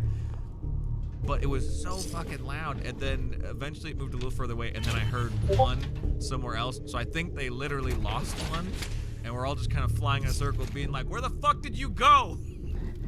And he's just in the distance, like, "Help! Help!" It's so funny too that the idea of geese arguing. The idea of geese like, no, we should go now. If we go now, we'll get good seats. And it's like, we won't get good. It's first come, first serve, okay? Yeah. So like, it's just about when we're ready to go, and we haven't even got our food yet. All right? Mm-hmm. Yeah. You slept in. Okay, this is your fault. Yeah. So we're not gonna stop. I told you we were gonna non-stop today. It was gonna be a long day. I told you that, Karen. I told you that. But I do like the geese have been like migrating here for like 4 straight months. I'll suddenly see like a big vegan. So I do think with the seasons getting weird, no one's really sure when to leave now. And they're looking at like, well, the Wilkinsons are leaving. Should we go? It's still warm.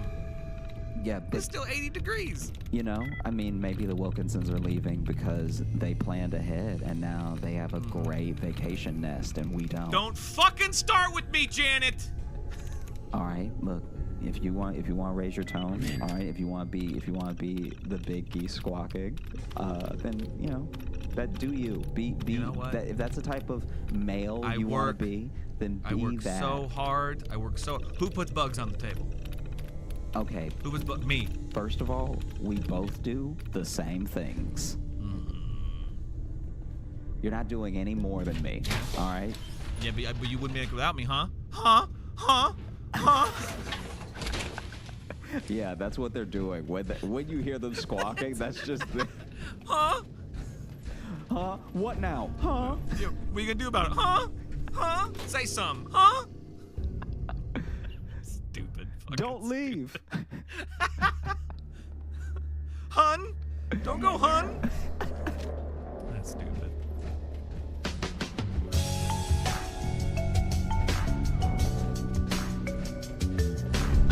Let's play, little human! Welcome to the Josh Johnson Show. I'm Josh Johnson, joined by my co-host and fellow stand-up comedian, Logan Nielsen. Logan, how you doing, buddy?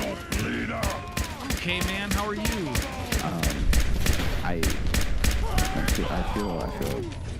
I'm feeling. Wow, okay, that is the bare minimum of being alive. So. Yeah. I do feel good. I can't complain.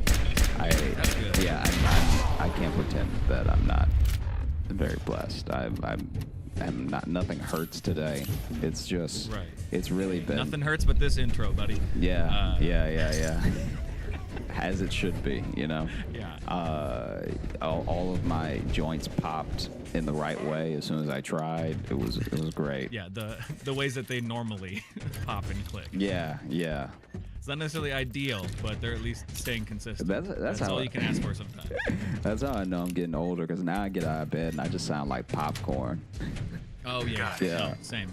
It's rough. When you're now, it's just like, oh, you know what? My knee hurts the regular amount today. That's all I need. Yeah. I just need it to hurt the regular. I had a little scare a couple days ago, or really, this would have been last week. This happened. Oh, jeez. But so I went and voted last week. By the time this comes out, it'll have been 2 weeks ago.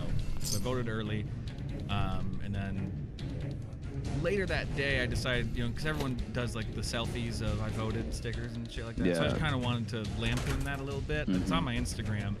But so I had my mask on, and I take my mask off and then stick out my tongue, and the I voted stickers on my tongue. Yeah. It was just a way of just being like, because it's under the mask. It's a dumb joke, right? It's not worth it at all. Yeah. I posted it to Facebook, and then my girlfriend, actually, she's the first comment on it, and she goes, I hope you sanitize that sticker before you put it in your mouth. And I didn't even think about that. I've been so careful during this pandemic, and the first thing I do is when I interact with a stranger who gives me a sticker is I put it in my fucking mouth. It's the first thing I do. So I started freaking out then, being like, great, all of these precautions I've taken, I just ruined by putting the outside inside. I ruined it. And then that place I voted, oh my god, he's got a the rocket Treasury launcher. office in the county I voted in, they just posted yesterday that they shut down due to a COVID outbreak. So now I literally oh my god. a sticker from a COVID zone and put it in my fucking mouth. Luckily, that was over a week ago now, and I feel fine. Yeah. Although yesterday we didn't record because I was feeling real tired. Oh no. Yeah, so it would course, be wild if you gave it to yourself in the manner of a 3-year-old. Yeah. No, listen, I've known my whole life that the thing that would kill me would be a joke that would not be worth it. I know what I'm gonna die from is committing to a bit that I should not have committed to. Oh, all I can say is you're very lucky that I can see up close, because that means if we're hanging out, I could be like, no, Logan, don't put it out of your mouth. I was so disappointed in myself after she posted that. I'm like, fuck yeah, I didn't even think. Because it had been a few minutes, and I drove home, and I was just like, oh, sure, now I can just put whatever in my mouth. It's in my car. Also, stickers from the polling lady are safe. Those are the safe things to put in your mouth. Yeah. Oh, my God. It's like when the candy from the dentist is okay, like the lollipop. Did you ever have that where, like, my dentist gave me a lollipop when I was little, and I thought it was a trick. Right. I was like, you're bluffing. No, that's their way to ensure return business. Yeah. It's like, oh man, you got a lot of cavities. Anyway, happy Halloween. Take this, bud. Right. Go on. No, but then just today, on that video on Facebook at the bottom, my mom posted a video of her doing the same thing. She took her mask off, and then it's a big I voted sticker covering her mouth. Yeah. And so I called her, and I was just like, hey, I'm like, so where'd you get that sticker? And she's like, oh, don't worry, I printed it off myself. And I'm like, okay, good, because I put it in my mouth, and that place is closed from COVID now. So I want to make sure you also, I want to make sure the Nielsen's aren't just putting COVID on their fucking mouths.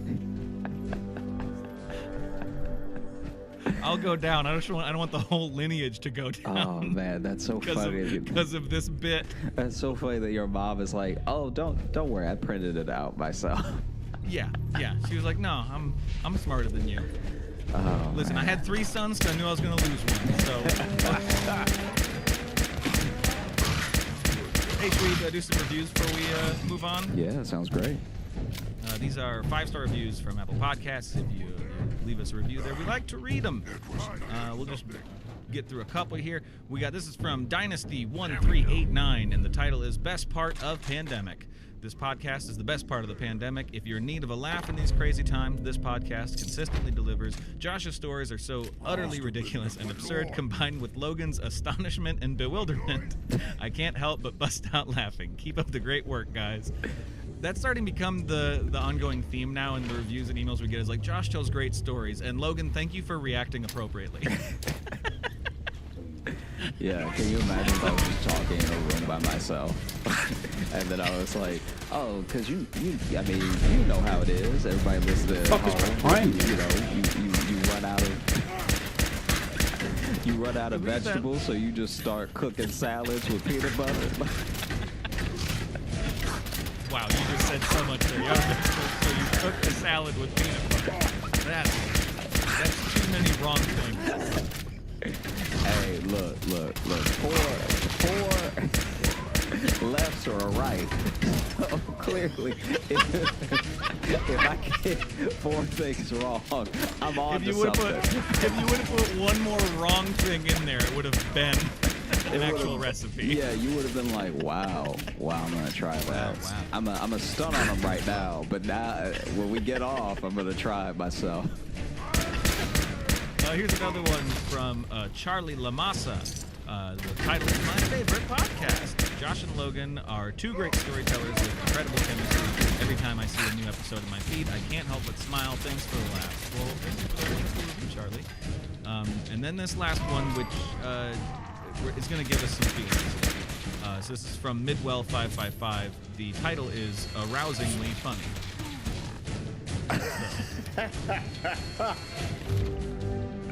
It says, this has easily become one of my favorite podcasts. Every episode is full of... Hold on, I think there's a little grammar thing here. Every episode is full of gut-bustingly hilarious stories and conversation. Not one bad episode. One time, I laughed so hard, I got a half chub. Thanks, Josh and Logan. 5 stars. So, I gotta say... That is the first time I've received that review. Yeah, I feel like that is just him attributing to us something sexy that was happening in person, but he just happened to be listening to the podcast.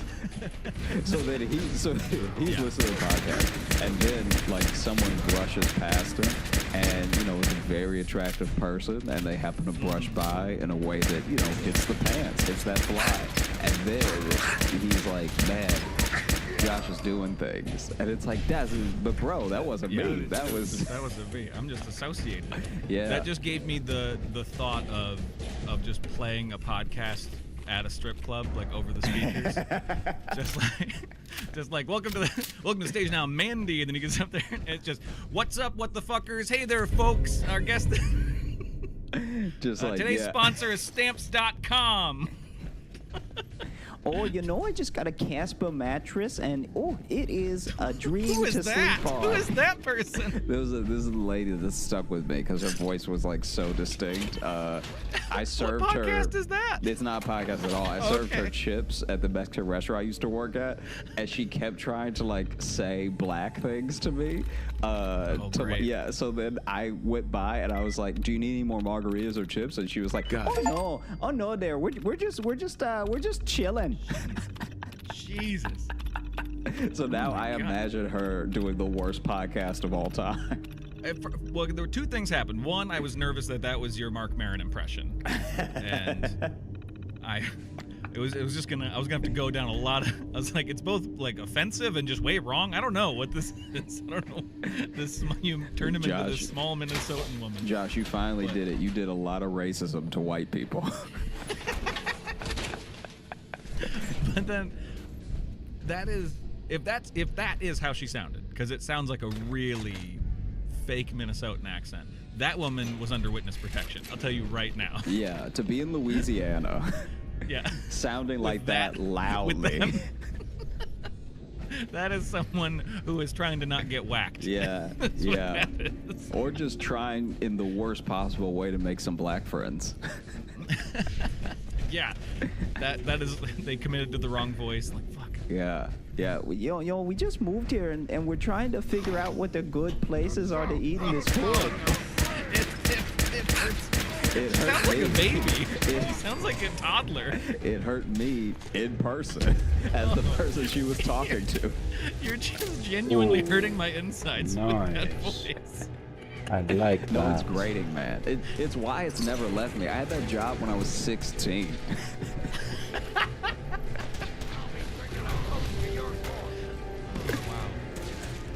Okay, so I also voted. I voted yesterday, and as I was leaving the polling place, I passed by.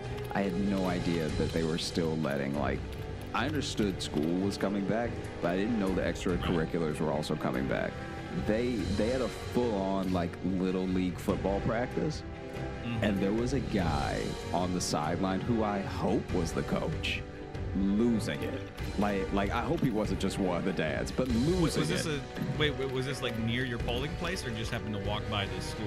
No, the polling place was next to the school. So then, as I'm walking out and just taking this long walk back home, I passed the school not long after I left, and this guy is like, he's so loud he doesn't need a whistle. All right. This dude is just screaming and then plays are stopping, right? And so then he is yelling. You would think money was on the line on this little league game, and maybe there is. It might have been. Maybe I'm not privy to it. That might be why he's so passionate about it. But this is like a scrimmage. It's not even like. I'm in with some bad people, okay? I'm in with some really bad people. I need you guys to get your shit together, okay? I need you to fill your positions, make your blocks, okay? Otherwise, Coach Jeremy loses kneecaps, okay? All right, Timmy, you're not catching a ball. You're catching my mortgage, okay? If you don't make that tackle, the Chechenians get me. And be assured, they don't go gentle, okay? This dude was screaming, and like, I understand the nature of football, and like, honestly, I imagine with those helmets, you have to be loud. But like, when it comes to like, these kids can't be more than 8. And so when it comes to like, this is like true Pop Warner. Yeah, these are little. So it's not kids. a high school team. They didn't even a junior high team. These are children. All right. Oh no. And this guy is screaming. Okay, so this guy's mad because he couldn't be a real coach. Because he is tearing into these kids, right? And it reminded me of. Come on. I played baseball very poorly when I was little. Yeah. I've mentioned it before. And I remember there was a time that this shouldn't make me laugh as much as it does. But there was a time where one year we had a coach like that. I can't remember how many years I played baseball for, but I didn't play it past elementary school. So like, it was several years, but it wasn't like into junior high or anything. But I remember in our like little league team, I think we were even doing, maybe even doing pitching machine at the time or whatever. But like, basically, this coach yelled at us for so long that like, in my little brain, I stopped getting scared. Like at a certain point, I tuned out from being terrified of him, and was just like, "Are we gonna play today? Because this dude is like, you burning the clock." Like, and so the dude was in the middle of telling us that we were the worst godforsaken team he had ever seen in his life. Right? That's the sentence he wanted to get out. Yeah. Right when he hit godforsaken, his dentures started to fly out. So this man is screaming, "You're the worst guy!" And then he almost spits out his top dentures. He catches them and then pushes them back in his mouth and turns around. Now half of the kids start laughing, right? Right.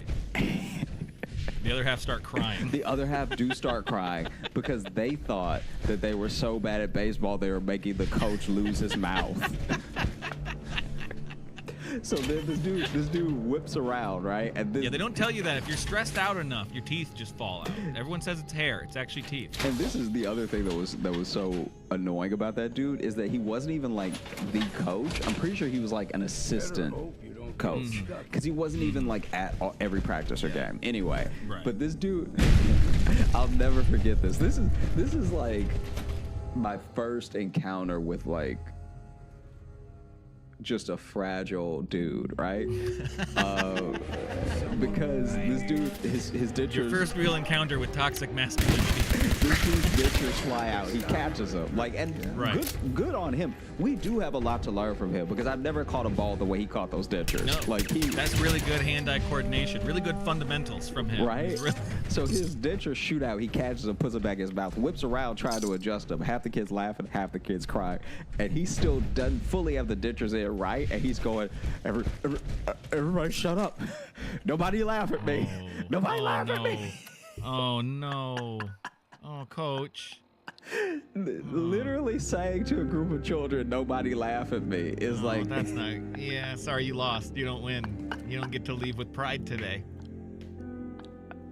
Nobody laugh at me. Sorry. You have to leave your pride there today. Oh, man.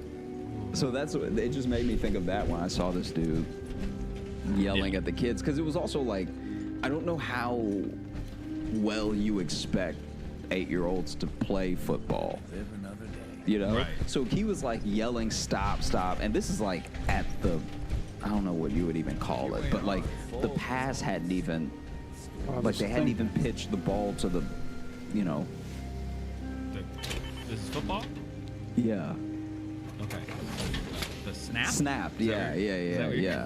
I knew you'd call me on it, you monster. I was trying to think of snap in the moment, honestly, and I was like, we had pitch? Because you said pitch, and we had mentioned baseball earlier, so for a second I was like, wait, what sport are we in? Yeah. Because now he's pitching things. Yeah. No. Start the play. When the kid had like barely snapped the ball, and the coach was like, stop! What are you doing? What are you doing, Mitchell? What are you doing? All right? If he's over here, where do you need to be? Where do you need to be? And it's like, bro, this dude's trying to conquer shapes right now. Right.